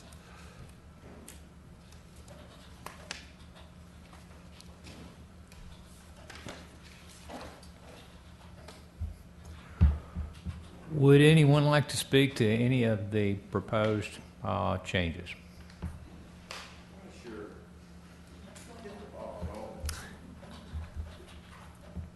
David Kramer for the record. Let's see, on general commercial, I wanted to make some suggestions. One thing I wanted to ask, is this verbatim is what's in the comp plan? Yes. Yeah. Well, one of the things I had a question about, not saying it's not the Bible, but it doesn't mean it isn't without fault. So I'm in the apartment on page 4 of 16 under number 7C small I, excuse me, 2 small i's, or number 2. Apartment complexes shall be limited to 50% of the area designated GC. Is that referring to, for my edification, FAR or ISR? That would be land area. So that's the complex shall be limited to 50% of the area. So that would be the project site proposed for development. The project site. For example, what if the entire project is, or the entire property, is this basically a floor area ratio, or is this impervious surface ratio? How does this differ? Well, I want to understand. Does it include if the whole project is an apartment complex? In this particular context, in this land use, the whole project could not be an apartment complex in general commercial. Only 50%. Right. And what if the other 50% was vacant? The 50%, what I'm getting at is that, let's say, all right, I'll understand that for the moment, and say that only half of the 10-acre project is a 5-acre project that they can build. They can only build on 5 acres of the 10-acre project, theoretically. Does that mean that their floor area ratios and impervious surface ratios will only be calculated on the 5 acres and not on the 10-acre parent parcel? Is that what you're basically telling me? I think it'd be the whole 10 acres. This is just saying you cannot have more than 50% apartments. The other 50% has to be something else, commercial, single family, but no more than 50% can be apartments. Well, and this is just the way this is presently written. We're certainly open to suggestions for improving it, but this language is mirrored in the from the comp plan. without knowing or seeing a map that shows every piece of currently commercially designated property, in which I guess it would be a work in progress, is it the intent of this ordinance to utilize commercial for a place to build? Or is it an adjunct thought that, well, we're doing commercial, we might as well make walkable communities in a true mixed-use sense? Or is this commercial one of the areas we're targeting for the high-density places? Well, you will notice that the density for apartments is higher in this particular land use category than any other category that allows which I think will be attractive to developers. But effectively, that makes this a mixed-use category if you want to use apartments as in this land use. Okay. Well, but again, we're not proposing any changes to this language. It's just it doesn't exist today in the land development code. Gives me an opportunity to better understand it and trying to decide whether or not it's something we're targeting, where we're looking to put, or this is an afterthought.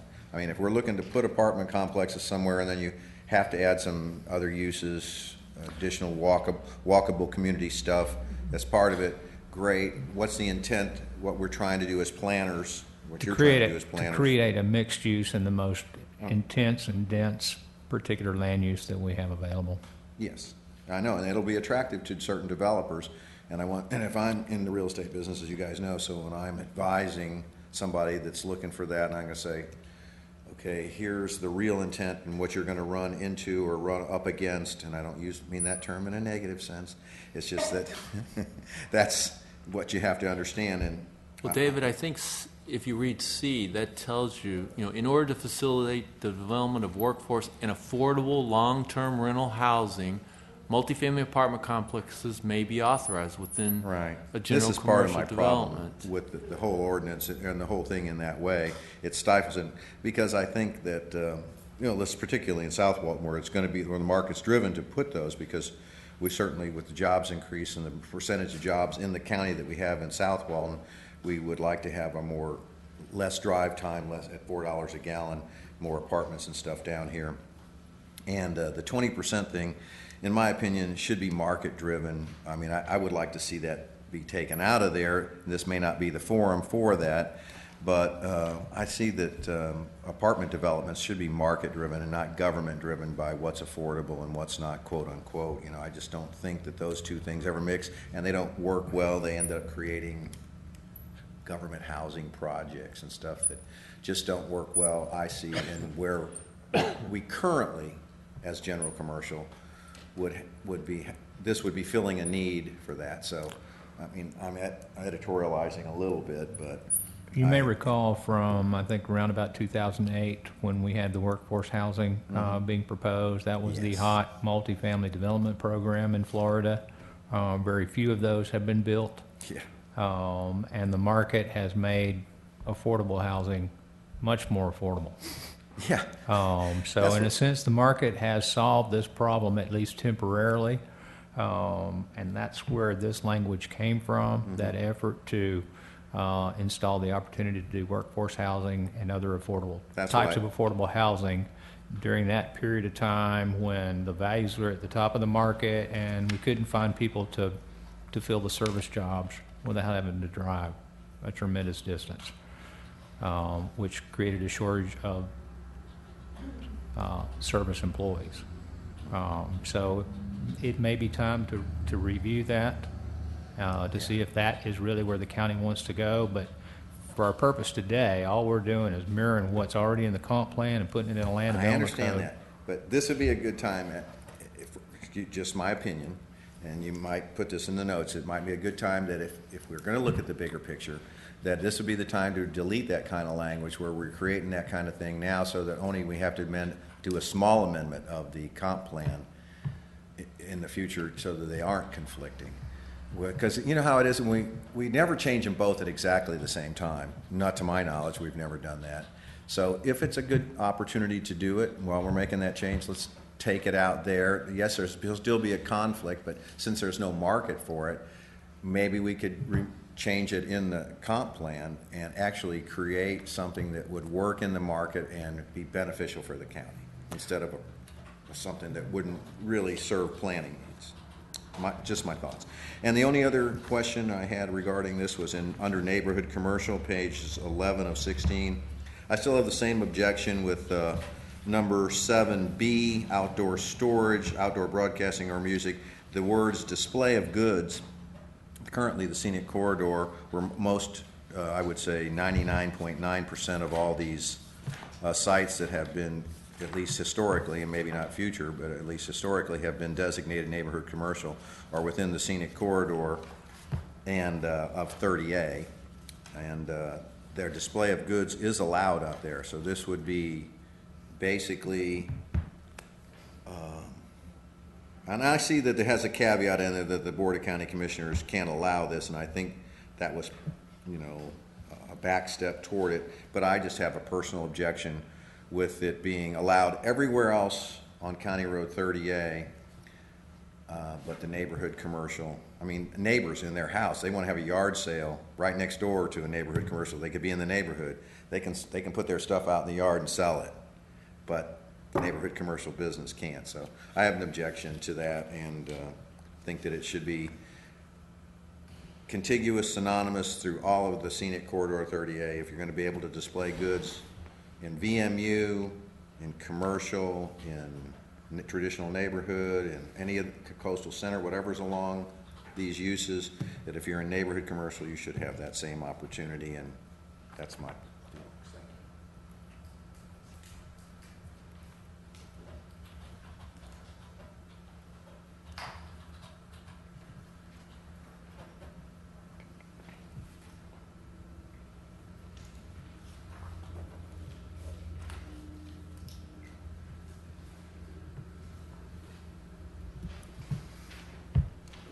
Okay. Do we have any other comments about these proposed additions to the Land Development Code? Land Development Code? Yes. The additions to the land usage. Well, there are some deletions as well.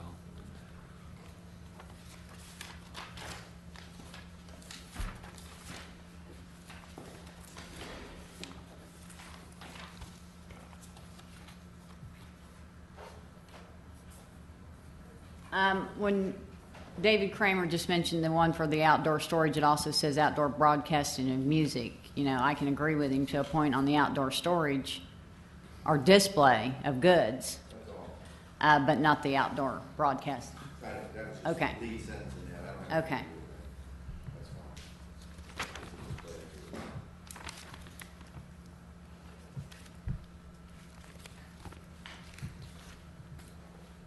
Okay, on the land development code, I thought that I asked the last time, and maybe you didn't misunderstood.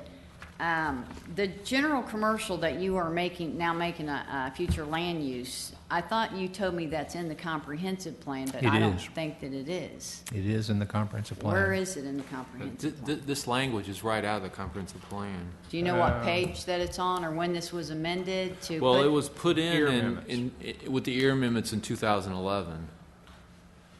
So general commercial was added to the comprehensive plan then? Mm-hmm. Yes. Okay. So what happens to the general commercial definitions that are in there right now? That's a definition of use, not a definition of land use category. Okay. It's a type of. So are you going to use that to guide you in the general commercial land use, or are you going to take that out? Or, I mean, because it's almost conflicting with each other on some things, so I'm not sure. There may be some other changes to that table of primary uses in Chapter 2. So I guess I'm confused because you've got a general commercial land use, and then you've got a general commercial I guess. Type called- of use. What's Type that? of primary use. Okay.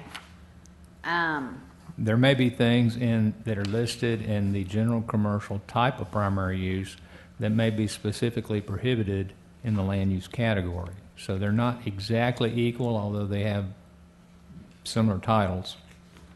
Not everything that's listed as a general commercial use will always be available in a particular land use district. There may be prohibitions about specific types of things that are considered general uses that the county commission wants to restrict in a particular land use district that would Well, like otherwise allow general commercial use. It's listed in coastal center mixed use or village mixed use, I think. There are For some their commercial, specific it's things listed. that are called out that even though that's considered, that would otherwise, based on our definitions, be considered an allowable activity in that land use category, the commission specifically said these are prohibited uses. Or these are types of uses that require conditional approval by the county commission before you can actually do those kinds of things. Okay. But the table of primary uses is one of those things that we'll be tackling next. It's confusing to have that and then have the land use as well. Well, in this particular case, we don't even have this category in the Land Development Code right now. And we do have a commercial category, but it needs to be consistent with the comprehensive plan. Where do you plan on the general commercial land uses? Where would they be? They're already on the map. Okay. And they're specific. Did that happen in 2011 also? Yes, it did. It's part of the year amendments. So this general commercial that you're proposing right here in this new draft, it's in exactly what you've got in the comprehensive plan? Yes, ma'am. Okay. Now, as Mr. Kramer suggested, there may be things that are in the comprehensive plan that we may need to consider whether or not we should change those. That would be a completely separate effort. All we're trying to do now is make sure that the Land Development Code is consistent with the comprehensive plan, which I think we can all agree has been a problem for years and years and years. Okay. On the general commercial, again, you've got offices, retail, wholesale. You know, again, that's almost way too broad. It leaves so much guessing and interpretation, which is going to lead to lawsuits. Shouldn't the offices have some kind of, what kind of offices, what kind of retail, what kind of wholesale? Because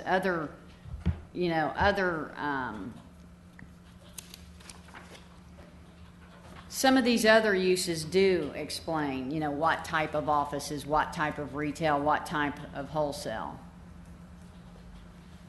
So I'm just asking, can the planning department maybe put something in there to help out? Because it's going to be a problem if not. Well, right now, it's pretty much all types of office uses. No matter what type of business you're running, if you have an office, and that's all you're doing is an office kind of use, you could locate it in general commercial. Okay. Now I'm going to give you a specific one that's near and dear to your heart. The septic tank business that was proposing at one time to go in right next door to your house. They could not do the septic tank business there with their trucks, the industrial part of their business. Could they have an office there where people came to purchase septic tanks or purchase their services? Yes, they could have that office there. But they couldn't have all the other things that go along with that particular type of business, like their pump-out trucks, their storage of septic tank vaults, drain field materials, and those kinds of things. That would not be allowed there. But if they wanted to just have an office and meet the public to sell their services, but not deliver their services from that location, they could have that. That would be an example of an office use that... The general commercial is not allowed in the coastal center anyways. Well, no, I mean just... Yeah. But there is an office use allowed in coastal center. Right. That's what I mean. There's different kinds of offices. Okay. On my page 5, and I'm looking at the first copy that you guys had put out, which you said I think is the same, but the pages may need to be different numbered. Going into industrial. So it says on here that you're deleting the land use districts commercial, industrial, and medium industrial. Is this on page number 5P, industrial, is that replacing all of that? Yes. Is that the point? Yes, because it's new language. It's different than what the two that are in there now, because we have I and we have Q. That language is different, so we're taking those out and putting this in. So again, my question, like last time, what are you doing with all of the other uses that are listed right now that you're getting ready to do away with? For instance, in the land development code right now, under light industrial, they list several uses. There must be 20 uses listed in here, and all you guys are listing is heavy industrial, medium industrial, light industrial, manufacturing. Again, we're not doing anything with the light industrial land use category. Okay, so where's industrial going to go? And those, it's not going to go into a light industrial. Right, but where is industrial P? This thing you're proposing, where are you going to put industrial? I think on the map we have possibly one site that's over on the intercoastal in South Walton that already has this designation. And it partially has that designation as a result of a court order. See, in the comprehensive area, plan, it's got the restriction, and I know that you've gone on and above that, over the years. We're not proposing to add any industrial sites in Walton County south of the Choctawhatchee Bay. Right, but without a restriction in here, I could come to you and say, hey, I would like to put industrial over here, and since this doesn't say, there's no requirements, that say, there's nothing in here that says you can't put it somewhere. The locational criteria would be in the comprehensive plan. That's in the comprehensive plan. Not in the land development code. Under industrial? Yeah. Yes. Okay, I'm just trying to understand this. Yeah, like Mike said, the locational standard of where it can go is in the comp plan. Okay. So we're not proposing to move it anywhere or create any new areas to apply this particular land use category to. We're merely mirroring what's already in the comprehensive plan that has a set of locational criteria for determining where new designations go. With the exception of the locational criteria, we're just moving all that language into the land development code also. We're not taking anything out of the comp plan. We're not touching the comp plan. We're just making what appears in the comp plan now also appear in the land development code. Now, as some future effort, we may want to change what those things say.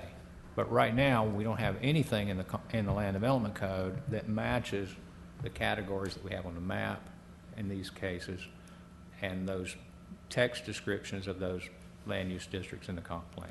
So are you going to use these as a guideline that you're getting ready, all these uses, automotive maintenance and repair, blacksmith shops, boat works, building materials, bulk materials, are you going to use these for guidance in this new industrial that you're putting in? We're already doing that. Yeah, we're doing it now under the since authority it's in of the comprehensive plan. But all these aren't in the comp plan is what I'm saying. They all are. These are not listed They like are. this. This is comp plan language. This is in the comp plan right now. It has been since 2011. So in the comp plan, it tells you that automotive repair, in the comp plan. This is identical language. I copied and pasted it because What page we are you we on? wanted to start Vivian with is going to get a something. copy to comp plan so we can all follow along with that. Is your policy L1410? Is that the one you're looking at for the comprehensive? That's light industrial, I think, isn't it? Yeah. Because we have industrial, We're not light talking about industrial, light and industrial. heavy industrial. So the one that just says industrial, I don't know what number it is in the comp plan, Okay. but it just says industrial. Because the light industrial in the comprehensive plan, it just states, it doesn't go into the uses other than such as offices, showroom, warehouse, light assembly of storage uses, which do not generate noise, blah, blah, blah. But over here, again, like I'm saying, it's specific on a lot of the uses that are in there, and that's a good guideline. Say if you guys aren't here, that somebody else that gets in your space can follow. Mm-hmm. If not, we're going to have problems like I'm having now. So if we're trying to fix the books, I'm not up here to be a problem. I want to try to help fix the books so that anybody that comes in can read, what's allowed and what's not allowed without all the guesswork.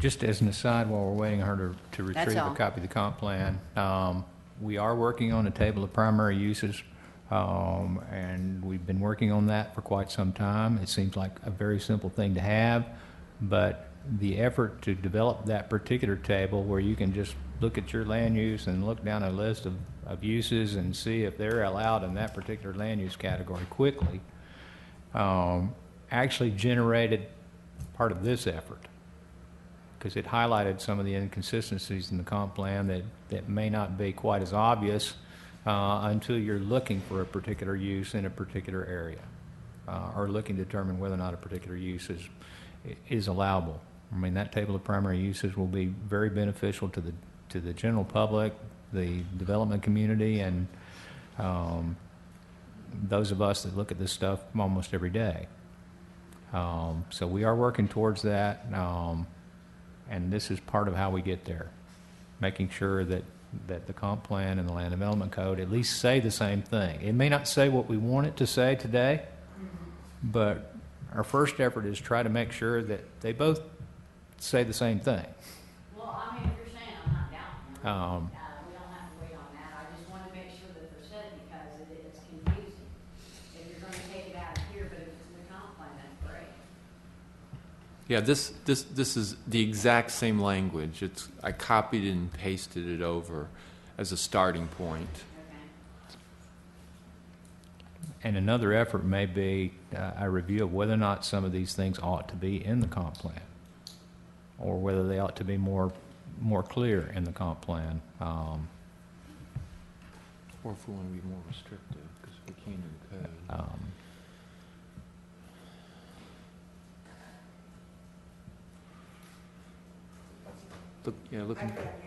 Looking for industrial. I don't know which policy it is.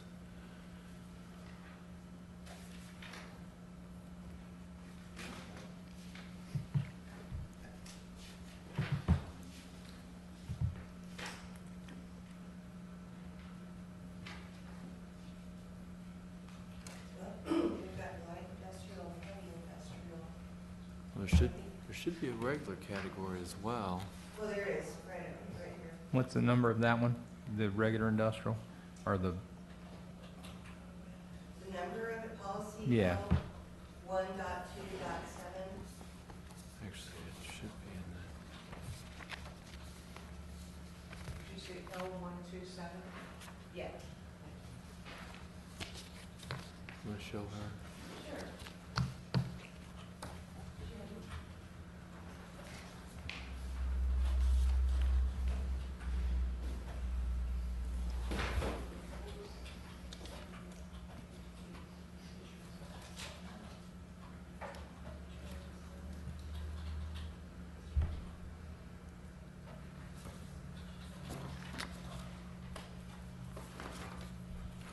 Just to recap a little bit, the commercial category deletion is actually being replaced by the general commercial category.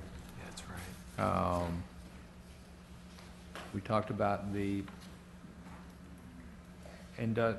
section I industrial and the section Q industrial as being removed in favor of new section P industrial, consistent with policy L-1.2.7.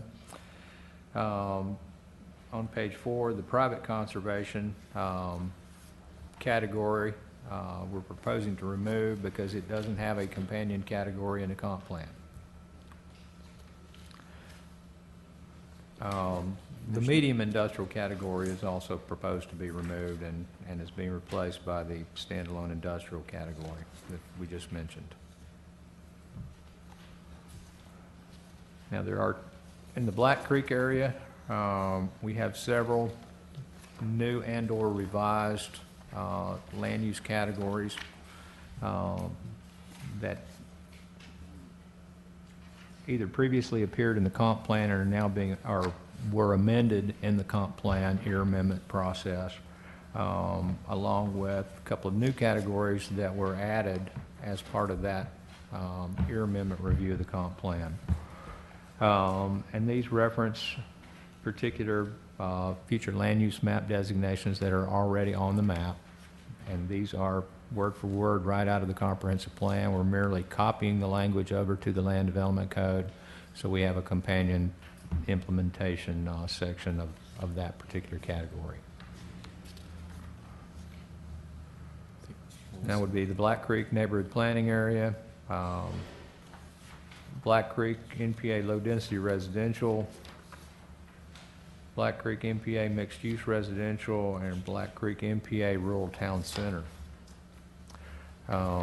Those have some pretty specific detailed descriptions of those future land use categories in the comprehensive plan, and you will notice that those are repeated in detail in this new proposed section of Chapter 2 in the Land Development Code.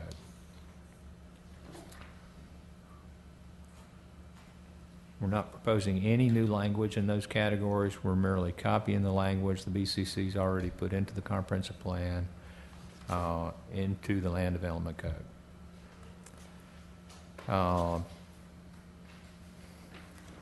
And as Tim had mentioned earlier, the same with neighborhood commercial. That's a new category in the comprehensive plan as of March 1, 2011 in the year amendments.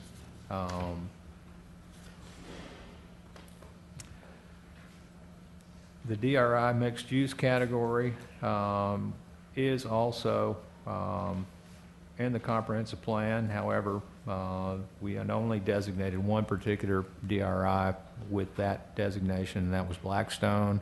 We've recently completed an unwinding of that DRI, and it is now no longer a DRI, and we've replaced this land use category on the map for that particular development with, I think, 3 other land use categories that are more appropriate to non-DRIs. Again, as we, I think, briefly touched on at the last meeting, the detail in the DRI mixed use category also requires a new DRI to prepare a special area plan, which is essentially all of the detail in their Chapter 380 development order that specifies their land development criteria for that particular development. Any new DRI will have a special area plan added to both the comp plan and the land development code as a subset of the DRI mixed use category. One other new category that we're adding verbatim from the comp plan is extractive uses. That's essentially where new mineral mines, sand mines, what we used to call borrow pits, but they have been redefined as mines, and that is the appropriate new category if you want to start a new mining use. Towards the end, I think on page 15, we have 2 other categories that appear in the comprehensive plan. Town Center 2, we do have that on the future land use map. We do have it in the comprehensive plan. We just didn't have a component in the land development code. This language mirrors the comp plan language. Same thing for resort, which is an old designation that's a holdover from previous comprehensive planning efforts. We still have certain areas that are designated resort on the map and are required to be continued to designate as such in the court-ordered overlay areas related to the final judgment, related to the topsoil and Deer Lake eminent domain acquisitions back in the 90s by the state of Florida.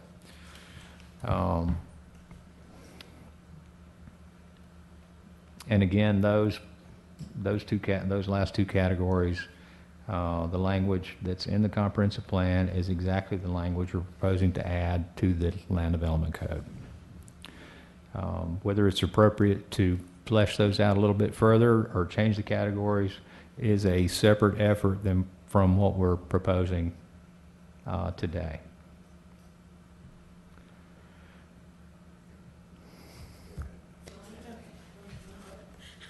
Anyone? Waiting for you. I wasn't sure where. Anyone still awake? Thank you for Melissa Ward, for whoever's typing. Thank you for going through all that. The language does appear to be straight from your amendments that were adopted in May of 2011. I do have a question on the industrial. You on the contents. You're starting at A, going all the way down. You go down to O, which is industrial, and P, which is light industrial. I'm assuming you're not taking light industrial out. No. And that's good, but you have P. This insertion is labeled as P on page 5 of 16 instead of O, and that may cause some confusion. Now look at the table at the beginning, page 1 and 2. Okay. That's what she's talking about. That's The what I'm table saying. says O. On here it says O industrial, and your insert on page 5 is P industrial. So it's just a typo, Yeah, I assume. I might not have changed it I changed it in one and not in the other. Okay, and not that that's an enormous issue for me, just as long as it gets cleaned up before it gets in the code. And then, but my other question is, I see that it is directly from what was adopted for the comp plan. Does this mean that you are still entertaining some input on making certain areas more clear or more restrictive, as the LDC should be compared to the comp plan, or is this what you're presenting for adoption? Right now, this is what we're presenting for adoption. Okay. But if there are other things that you would recommend that we consider, we would certainly like to listen to those. Well, speaking to Mr. Kramer's comment about whether or not things are clear, and specifically, I know when whenever it was hashed out during the time in 2011, we were doing the amendments, that was something that everybody had been talking about so much, it may have just sort of glossed over. Everybody had the understanding of what was being said. So I don't know if it's necessary to clarify a little bit on that section 7C. That's 50% of the overall property or development site can't be, instead of the ISR and the FAR and so forth. And then where does it indicate and where should it be, and should we be including the ISR, FAR, blah, blah, blah, for this whenever it's in the LDC? I mean, that's the more restrictive regulation that's going to tell us what we have to do. And I don't know, is that something that we can say, email you guys and say, well, this is what I think where we're at, or maybe what, or is that something that is going to come later? That is to say, I'm a developer and I'm going to get my engineer to draw up some plans, and my primary purpose of having general commercial is because I want to put in shopping centers. But to support my shopping center, restaurant, whatever, I'm going to need some work housing and some workable areas. How do I know? How do we figure that out? How do I do that? Let me give you a quick example. Okay. Hopefully. Let's just say we've got a 1 acre site, just for simplicity. Sure. That has a floor area ratio, or 2 different uses available in it. Mm-hmm. Some type of commercial use. And you want to do the apartment complex also. Okay. If our floor area ratio in this particular category is 100%, mm-hmm. It applies to both, is my question. Yes.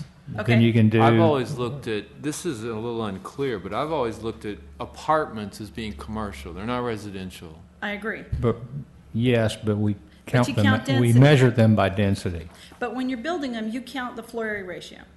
Here's what we do. Okay. And no, we don't. Okay. If you've got a 100% floor area ratio maximum,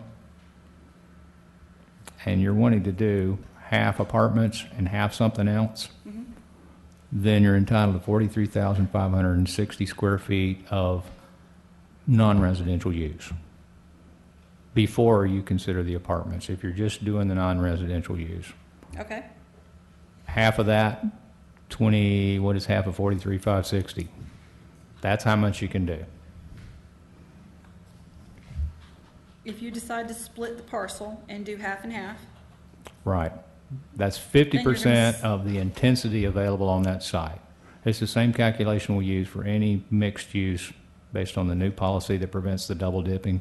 okay, so that's where I was going with it, is you're saying that, let's just say, using your example, 1 acre, and I'm gonna split it 50-50, then the FAR is based on the use for that half of that parcel, not specific. One half of the maximum FAR would be the non-residential, and then one half of 17 units per acre. So that you don't exceed the 100% of the Right. whole site. Okay, and I think it's clear to me, knowing some of the information, but I don't know if maybe, I don't know if it needs to be fleshed out, but I'm just saying, is there a time period where we can look at things to flesh things out? And I see that maybe we could make comments. Under industrial, as I understood the question previously, was the mentioning the uses that were previously mentioned under the industrial uses that are being stricken, and how some of them are and some of them are not mentioned under the current comp plan industrial use. The question that I had is, and I don't remember off the top of my head, are some of those uses not included because they were put somewhere else under a different category because they were not actually appropriate for the industrial use?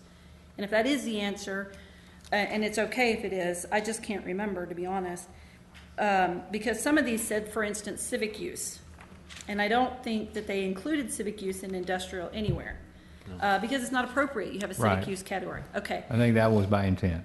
Okay, and so it's not intended at this point to add civic use back in, because I was Right. I was trying to make sure that you were not saying, well, maybe we'll just add some of these things back in, but you're not saying No, that. that was not what I was saying. I'm Okay. saying that we might want to consider that as a separate effort. That's not what we're trying to do right now. Okay. I wasn't passing judgment on whether or not certain No. uses ought to be I'm just included. wondering just whether or not, whenever we look back at the categories, if we're considering bringing subcategory of uses back into industrial, and if so, when will that draft be out? So we can just see what they are. That's it. Well, I think the next step in this is those types of uses categories at the end of Chapter 2. Mm-hmm. You've got commercial, neighborhood commercial. Some of those aren't consistent with this, Okay. but we didn't want to do it all in one ordinance, so the next step would be to amend that so they're consistent with this, or both, amend both so they're consistent. Right. But we wanted to get the land uses in, because they're not there now. Right. But there is going to be some inconsistencies from what this says and what that says. Right. I'm with you. But Okay. it's an iterative process, and we're trying to start at the comp plan It's a and, big and chunk.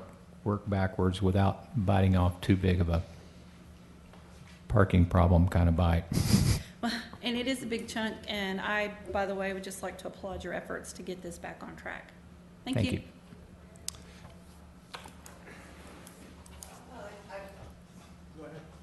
I was going to help clarify for Sherry her question. The industrial, it doesn't say it in the location criteria. It is taken verbatim and to be put in land use code. But where it's specified is that it's in land use categories exclusive to North Walton County. So that's where the industrial is in that group of land uses exclusive to North Walton. Which means we can't apply it to anything not in North Walton. I understand your efforts, at least verbally to us, but the rule is still, it's the law of the land, and the LDC is supposed to be, quote unquote, fleshing out the comp plan. So I am going to make these comments because it's always my intent to further define the comprehensive plan through the LDC. So one of the things I overlooked in my last comments that I mentioned the last time we were here was under neighborhood commercial, number 2, prohibited uses, line 482, was auto repair and similar uses. The words "and similar uses" always allow for the interpretation of the planning director. I would like to see the LDC further define what "and similar uses" are, so as to avoid lawsuits or problems with interpretations from future or current planning directors' interpretations of what that is. And my suggestions would be for that, if this is the opportune time, and maybe you're going to do it another time, I always like to do it now when we have the opportunity with the vehicle in front of us. Auto repair services, I think, should be interpreted to be, and it may be defined in the comp plan as all vehicles, but I don't think it is. I think what the intent of this ordinance is, it should be cars and trucks and other things like that, and it might want to be vehicle repair services instead of auto repair services, because I think it limits you to the fact and also allows lawyers to further get in there. But if it's defined as auto being all vehicles, fine. Or it doesn't say you can't repair trailers, so my suggestion would be to change that to vehicles, et cetera, or define auto in the definitions next opportunity to include all vehicles, et cetera. And because we're also in a new day and age of electrical vehicles and these carts that are coming around, electric. So I don't know that you want to include all those, or that may not be the intent in neighborhood commercial. Electrical vehicles may be just the things we want to have in there. But I would suggest that to take things away from lawyers and planning directors' opportunities to be misinterpreted or interpret as they would to their own personal biases, that these things and similar uses would be such as, and i.e., vehicle painting, vehicle tire replacement, and I don't know how much farther you want to carry that on. Typically, when I go to the auto repair shop, to the auto parts store, which would allow in here because it allows for storefront retail. Let's say Ace Auto Parts, or some little mom and pop auto parts store wants to be a neighborhood commercial, or he wants to service these things. Typically at these places you go to now, they'll replace your battery, they'll put your wiper blades on and stuff like that. And do we want to prohibit those kind of things in this? Because those are typical services that they do for ladies or for the handicapped or anybody who can't make those kind of things themselves. And I want to know what the intent is, or we've at least thought it through as planning, that we're not taking away things in walkable communities and neighborhood commercial that we want to proliferate. So if we can flesh it out, great. If we can't, enough on my thoughts.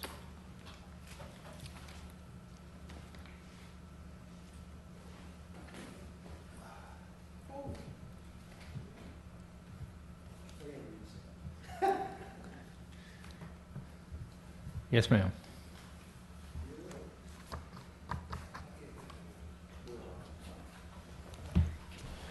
Okay, again, I agree with what David Kramer said on the auto repair, either go with vehicle. Actually, whether you go with auto or vehicle, there's a problem with definition through the planning department or planning director.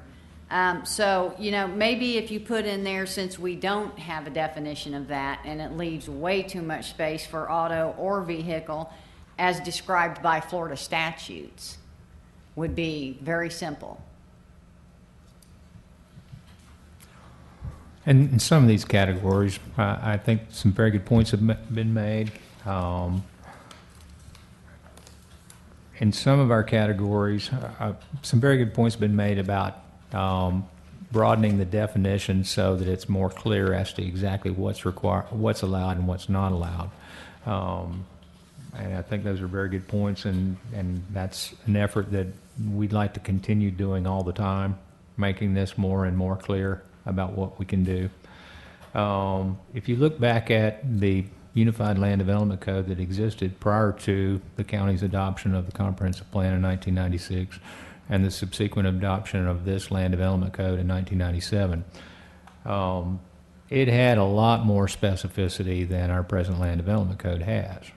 And in speaking with lots of folks that were here during that period of time, fuzzing this up was a popular idea because it provided the development community with a larger canvas in which to paint their development. That may or may not have been a great idea. And we're 15 years down the road now, and it may be time to fix some of the problems that maybe that fuzzing up sort of created by providing more specificity. Now, the other thing that does is it's a limiting factor. Once we nail down exactly what can go in a particular category, then that's pretty much it. And it excludes the opportunity for someone to come in with a use that nobody thought of, that is not objectionable, or nobody thought of when these were being written. Well, then that's when it should be left up to interpretation. You're always going to have a use that somebody doesn't know, that somebody comes up with. But when we already know there's uses like, even in the books, you've got automotive in one place or auto and vehicle in another. It'd just be, to me, the common sense thing to do would be, have some consistency. Yeah. Or just put, as, defined by the Florida statutes. The job's done then. And I think what both you and Mr. Kramer have suggested is the public would generally like those uses to be more clearly defined so that the opportunity to interpret what goes in there is not quite as broad as it is today. Although saving some opportunity for an interpretation about a use that none of us have thought of yet, or at least in this community. But with having the listed uses you have in the Land Development Code, it gives some kind of guidance. That you do have lawyers that twist and turn everything.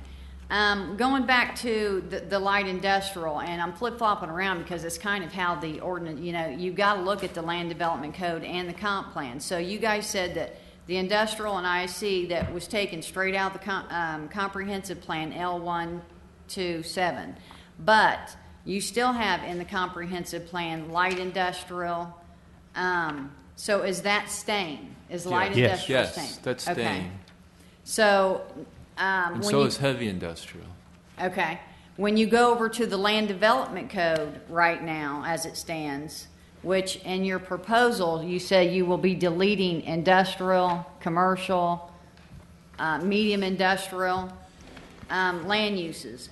So what I'm trying to get to is medium industrial, light industrial is a land use, correct? Yes, it is. And medium industrial, which is S, is a land use. It's presently a land use in the Land Development Code. It no longer exists in the comprehensive plan. It no longer exists on the future land use map. Yeah, there's nothing designated medium industrial. Okay, so on light industrial, are you going to leave that in as R, light industrial as R? Yes. In the book? Yes. And it lists all the uses that are allowed in light industrial? Well, it may not currently be consistent with the comp plan. We're doing another ordinance to do that. That's what I mean. Why are we jumping around? Because that just makes me, a person should be able to come in and look at the book and see. I don't understand why we're not. We didn't want to do too much with one ordinance. This ordinance is just putting in what's not there, taking out what's not there. The next ordinance will do the remainder of the land use categories, making them consistent with the comp plan. Because the ear-based amendments basically changed the language on all of them. And the LDC hasn't been amended to become consistent. So that's the next ordinance we'll be bringing forward. Okay, so you know how I was just telling you the light industrial, medium industrial. Okay, and then you go up a couple more pages over and you have a definition. These aren't the land use. I know they're a guidance. So are you leaving this in the book is what I'm trying to figure out. See, that's not the land use, but it is listed. Well, this is what I was talking about earlier.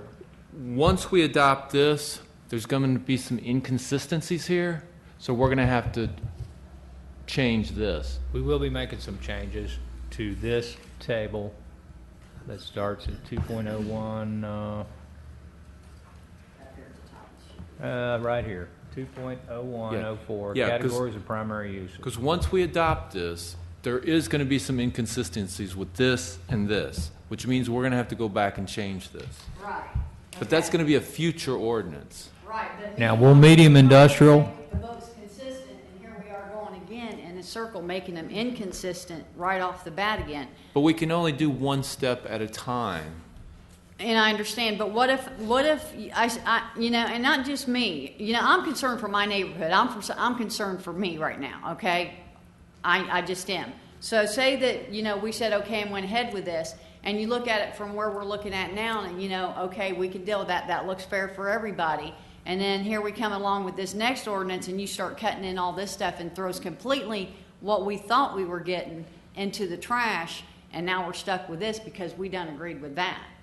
Well, it's got to be consistent with the comp plan. You can be more restrictive in the land development code, but you still have to be consistent. Right.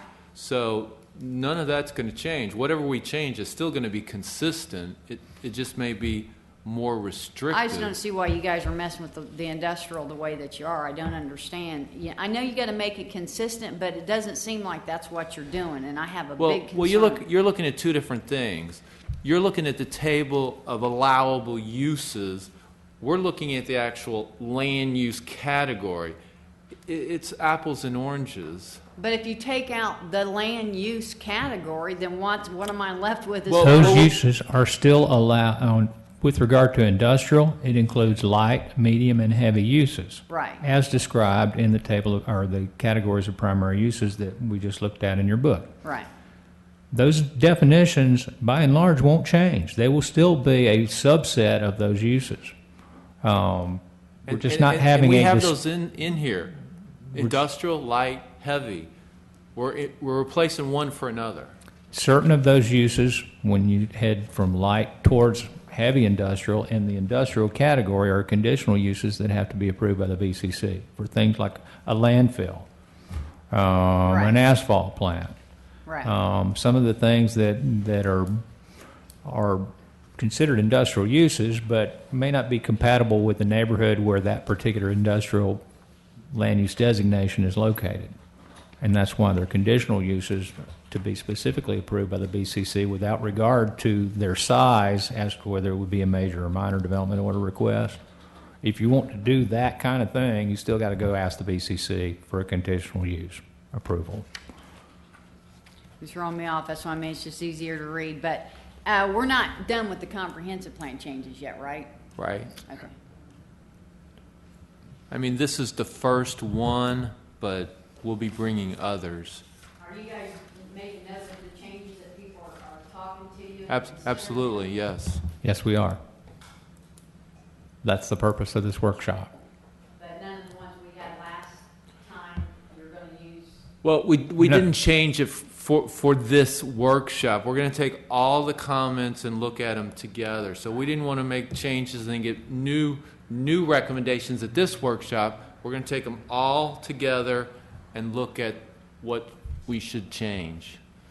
So that's why these are exactly like the last workshop. We didn't make any changes. I would expect that after we've had a chance to digest all of the comments related to the language that we've been looking at for the last 2 weeks, that there will be some revisions to these proposed ordinances, and we'll probably have another workshop to sort of vet those before we go back to the BCC and ask to actually begin the adoption process through Planning Commission public hearings and BCC public hearings. So this isn't the last chance to look at this. This is actually the second chance to make meaningful comments about how we can improve it, and an opportunity to also understand what we're proposing. So, and we've had some very good comments, but we're going to take the comments we got last week, the comments we're getting today. We'll digest those as best we can and make recommendations for new language, or not to change anything, depending on what the comments look like. Sorry. But this will not be the last chance to make comments on what we're proposing to do. This is just taking the comments on the land development code down. We're going to go into the comp. right. We'll do the comp plan in just a few minutes once everybody's had a chance to make comments on the land development code additions and deletions. And with that said, does anyone have any other comments related to the additions and deletions of categories in the land development code? Yes, sir. Just real quickly, James Foley, Historic Point Washington Association. We're in pardon? What was your name? James Foley. We're an overlay district. Will that still be in effect? I mean, yes, sir. You're not changing anything. So if we have a special case scenario, we're still an overlay district, and we can, as a historical community, drop other plans that will lay on top of the changes to the plan. Is that Yes, sir. correct? Yeah, Yes, we're not proposing any changes to the Point Washington neighborhood plan. Well, but, I mean, And we that need some- and these changes won't affect the Point Washington neighborhood plan, but if there are additional things that the Point Washington community would like to be included in the overlay district Right. in the neighborhood plan, we're certainly available to help you do that. Well, I showed up late, but I mean, it seems like what the speaker before me was talking about. I mean, if you have a community and you have, you know, I don't know, rules and regs on how things go there, this comprehensive plan isn't taking that overlay district away from us. It's not taking the overlay district away. Okay, okay. Thank you very much. Are you taking comments on the last ordinance yet? If we have no other comments on the LDC additions and deletions, we'll move to the ordinance amending the comprehensive plan. Okay, let me just preface it by what we're trying to accomplish here is these are mixed-use categories, and they require more than one land use if you're going to develop. We have some very small parcels, especially in Point Washington, that, you know, how do you do 3 land uses on a less than a half-acre parcel? Because this doesn't identify, it says you have to do 3 uses. So what we're trying to accomplish is a couple of things. One is, if it's less than 5 acres, the mixed use doesn't apply. You can have one, all residential, all commercial. You don't have to have a mixture of uses if it's less than 5 acres. You still could, but the code would not require you to have a mixture. Right. And then the other thing we were trying to do is link where some of these lists how you can get the maximum density. It doesn't tell you what the density is if you don't do that. So we're trying to link a compatibility study. You go out there and look at what's within a 1/4 acre, and that's going to determine what your density is. I mean, if you want the maximum, you can do the maximum, and it tells you how to do that. But we're linking the compatibility analysis into how you would determine the density if you're not trying to get the maximum. So that's the lion's share of changes you see here. This is existing comprehensive plan language that we're amending to try to accomplish those 2 goals. Why don't we try to since these are fairly complex land use categories, why don't we take these individually? I'm starting with policy L134, small neighborhood. I see we're making a couple of typographical changes. We're on page 1 of 10 on the ordinance amending Walton County Comprehensive Plan Policy L-134, small neighborhood and et al. It's the 3rd ordinance that we're considering this afternoon. So the main was on page 2, small I, for new development projects of less than 5 acres, the requirement for a mixture of uses does not apply. Like Max said, you could still do it if you want to, but if you want to do all residential or all commercial, you could. And that's the only change we're making to small neighborhood. But right now it requires, I believe, at least 2 uses. Well, we are striking under the location criteria major collector. It says it has to be on an arterial or a collector. So it's not identifying what type of collector, it just has to be a collector. We need to make sure that's highlighted the next time we print this.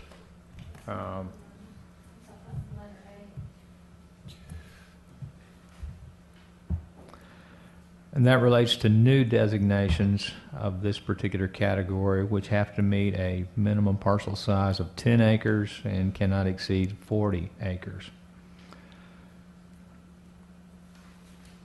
The other change that we first mentioned to provide an opportunity or to relax the requirement to do a mixed-use development on parcels that are 5 acres or less.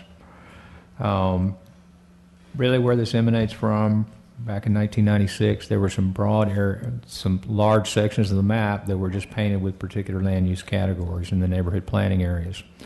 I think the original intent was that there would be some amount of land assembly to meet these minimum, or to provide enough land for the mixed use requirement of that particular land category or land development or land use district or category.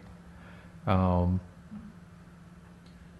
there were some areas which just had a lot of small lots that were not owned by a homogeneous group of folks. They're owned by a bunch of different people.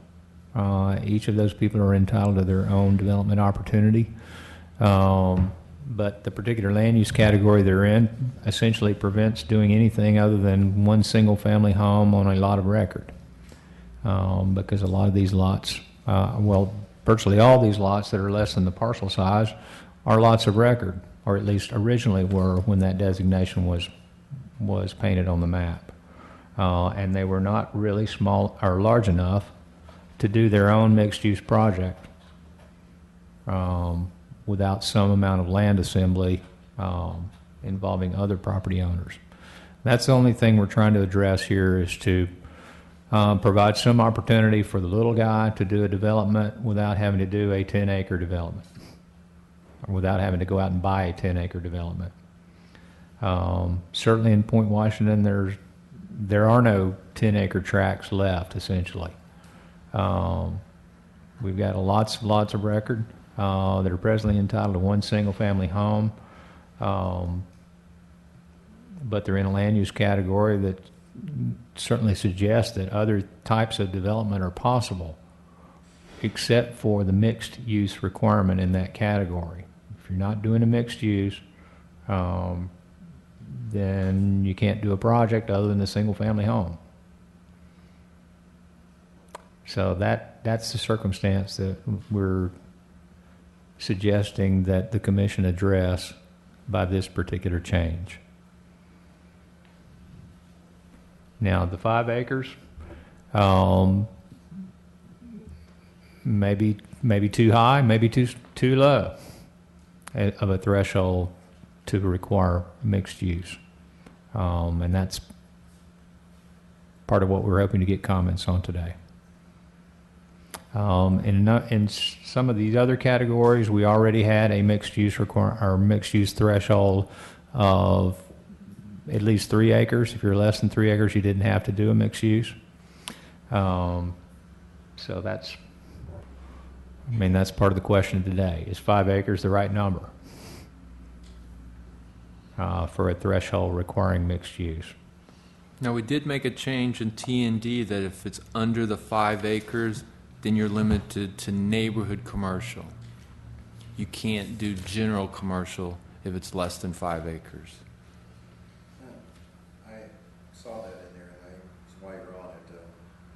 It's not capitalized neighborhood commercial or in quotations, and don't know that it should or shouldn't be, so that lawyers aren't. So we're specifically speaking about something that is a category called neighborhood commercial. But this is the use.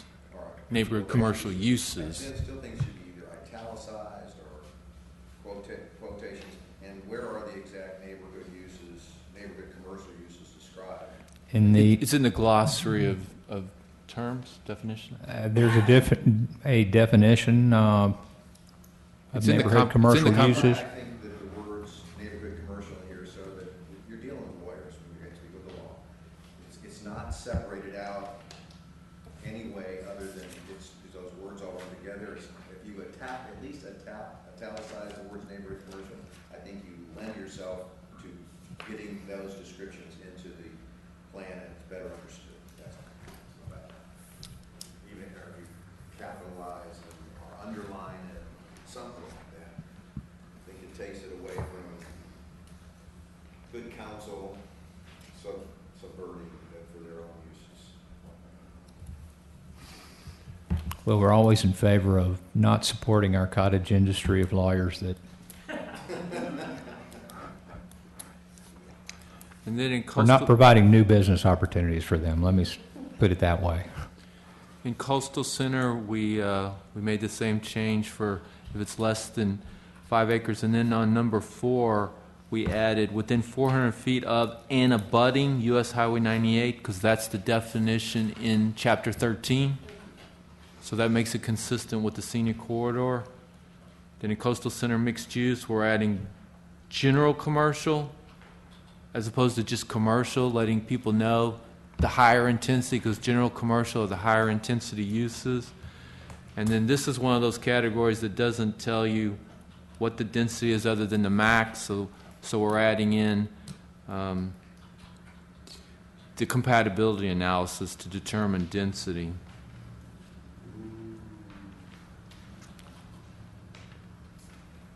And compatibility as well. You want coastal center mixed use? Yes. When you put it in there, as words compatibility, you said with the surrounding neighborhoods. I thought compatibility analysis had its own definition of diameter or radius around them already. Did that confuse the issue? I mean, surrounding neighborhood and a compatibility analysis is defined as within a quarter mile. Yeah. The uses that are abutting carry a higher weight than. I'm just saying, does this language confuse it or give opportunity for lawyers to mess with us? I don't think so, but you never know with the lawyers. Right. Because we're going to, it's a future ordinance, but we're going to be putting the definition, what a compatibility analysis has to include in the land development code. Right. Well, and I would leave out surrounding neighborhoods, because what you'll get with an attorney saying, we're compatible with only the neighborhoods that surround us and not the ones that are within a quarter mile that may be the next neighborhood over, but still within it. I don't mean that that's actually the case, but if it turned out to be that way and you get in a fight over it, just bringing it up for your consideration. You said that, right? Just bring it up for your consideration. I would also, I mentioned at the last one that we Could you please come to the podium and speak? I'm sorry. We're trying to record this. We need everyone to come to the podium and speak in the microphone, please. Yes. Want me to say that again? Really? Remember? I'll come up there and say. David Kramer for the record, regarding coastal center mixed use, subsection C, policy L137, words proposed ensures compatibility. I would suggest deleting the words with surrounding neighborhood and just leave it ensures compatibility in conformity with section E below. It doesn't allow for confusion or any differentiation in other parts of it keeps consistency in the comp plan and LDC language that we already have.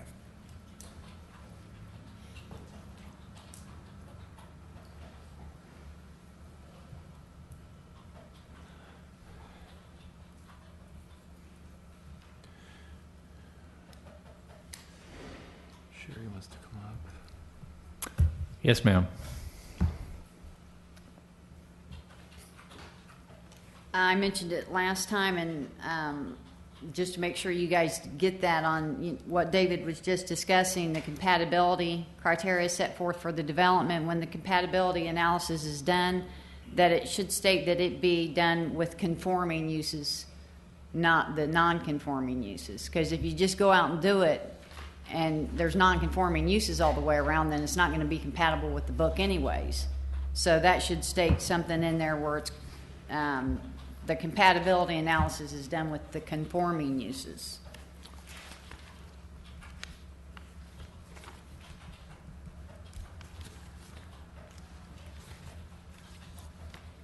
And then on Coastal Center,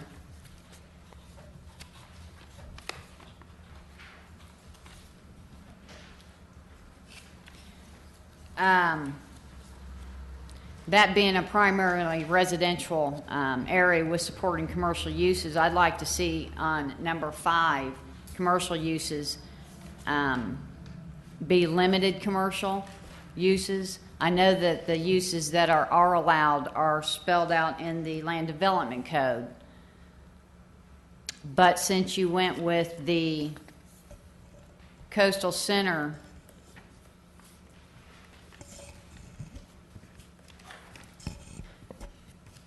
Well, it does limit them to retail, entertainment, restaurant services, and lodging. yeah, but that's wide open. But it does in the book. I see what you're saying there. Okay.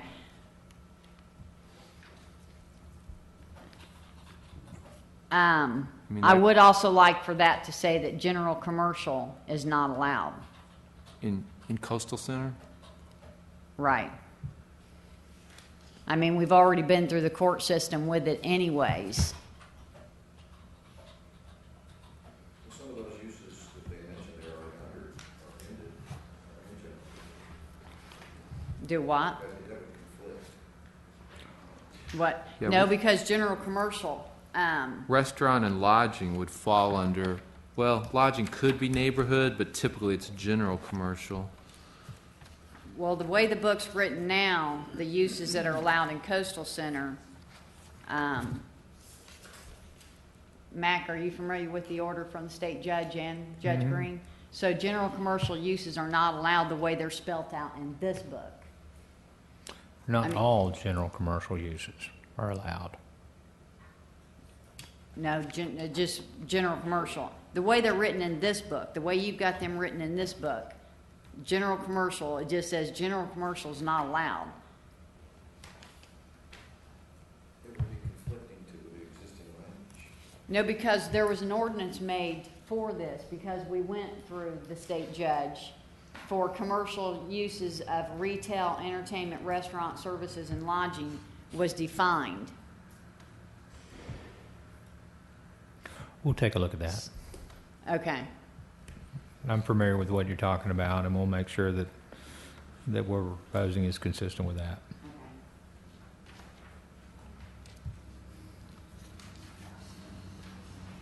Okay, I was actually wrong about the density for Coastal Center mixed use.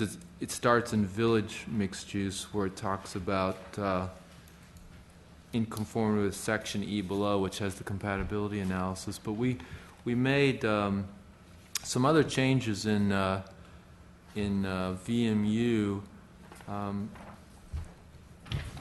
It had one standard on Highway 98, 331, and 30A, and a different standard on all other roads.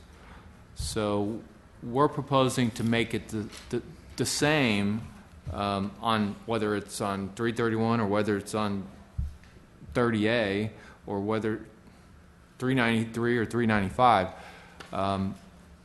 And we also took out the requirement that recreation be only outdoor active. We said just passive or active recreation. Of course, we still have the 5 acre. If it's less than 5 acres, mixed use doesn't apply. We put in the compatibility analysis. You know, it says as set forth for developments in the Land Development Code, so we will be putting that in the Land Development Code, but we've got to put it here first. Now, this is a particular category that actually does have a specified threshold for requiring mixed use already. And and that is 3 acres. This proposed change increases that to 5 acres. We'd appreciate some comment as to whether or not you think that's appropriate. I think that's appropriate. David Kramer, for the record, I think 5 acres is appropriate in the right direction for what we have. It should be. It allows itself consistency throughout the plan, and there's a proliferation of, actually, from my experience, there's a lot more VMU parcels out in these sizes between there than there are the other small parcels. So I think putting them in there and leaving the consistency in the plan is good. But my reason for comment today has to do with VMU on page 8 of 9, around line 319 on my thing that I picked up out there. Special considerations, number 1, small I. It says all VMU in these locations must contain at least 3 separate uses, including both residential and active or passive recreation. My suggestion from that point on would be to make this one run-on sentence, where it would read, all VMU in these locations must contain at least 3 separate uses, including both residential and active or passive recreation, except for new development projects of less than 5 acres, adding the word except, comma, the requirement for, and change the word a to this mixture of uses does not apply. I think it's more specific to the case and the text and possible, and I ask that for your consideration. And you could apply that anywhere through the text. If you think the word exception works better sometimes in there, fine. If it doesn't, I think what you've said might serve, but I think adding the word except brings it out specifically as an exception and a lot clearer to the legal mind. Further down on that page, lines 350 through 350, lines 353 and actually 350 through 352, the same thing would be applied. Turn it into one run-on sentence, also using the words to say including both residential, active, or asset recreation, except for new developments of less than 5 acres, and this requirement for this mixture of uses does not apply. Just adding the word except and changing the word a to this. And then the last change that I have a suggestion for would be 350 to 354 regarding a detailed master plan for required phase development projects and or development projects of more than 5 acres. We've used the word development projects in several areas, and of course also up in lines 343 and 344 regarding the master plan. The word projects is not in there. My suggestion is for your consideration that you add the word projects in there where you had projects everywhere else to leave it more consistent. Thank you.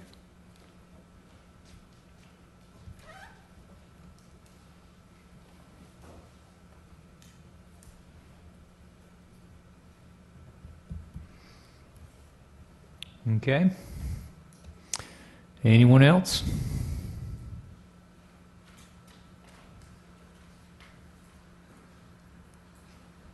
Mr. Miller, Mr. Fletcher?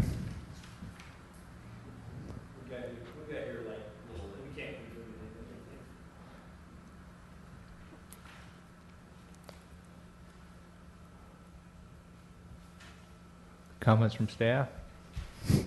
Something you'd like in here that isn't in here?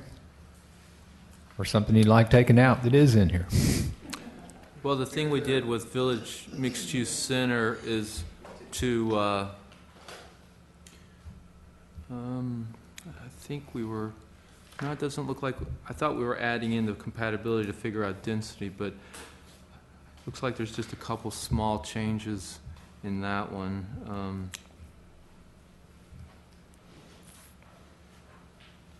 I think that's supposed to have,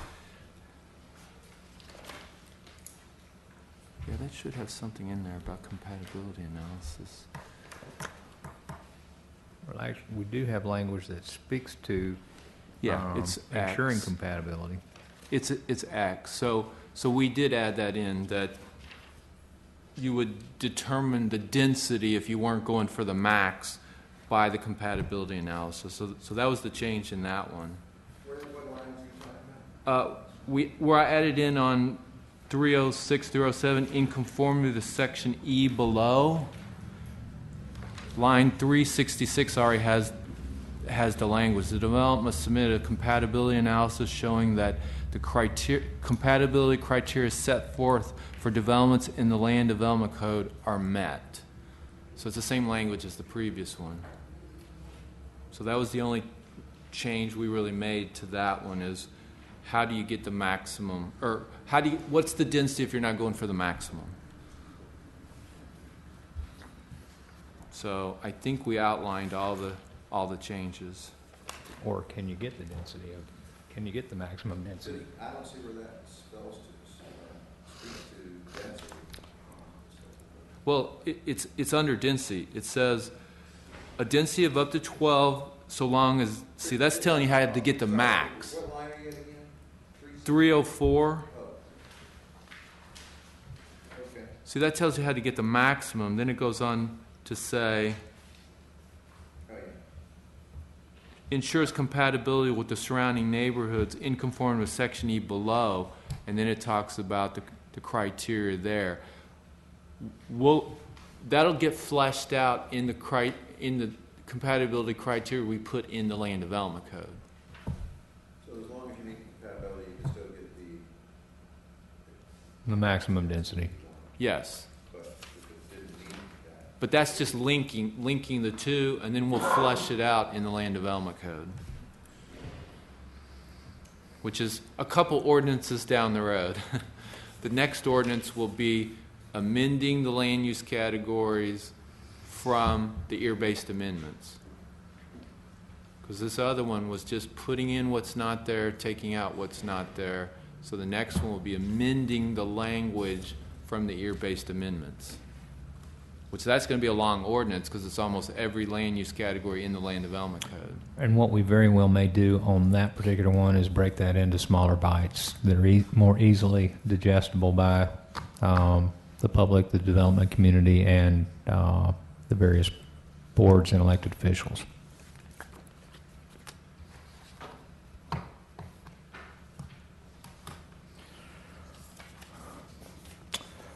Well, that's pretty much what we have today. Does anyone else have any parting comments? I'm sorry we don't have any lovely parting gifts for you, but we do appreciate you coming today and spending time with us and taking time out of your busy afternoon to help us with this very important public policy recommendation.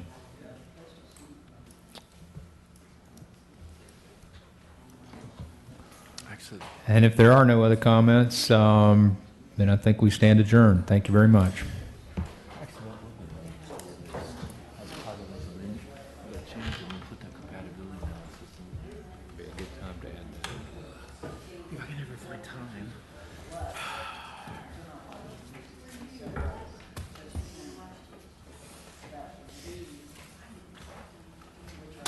What?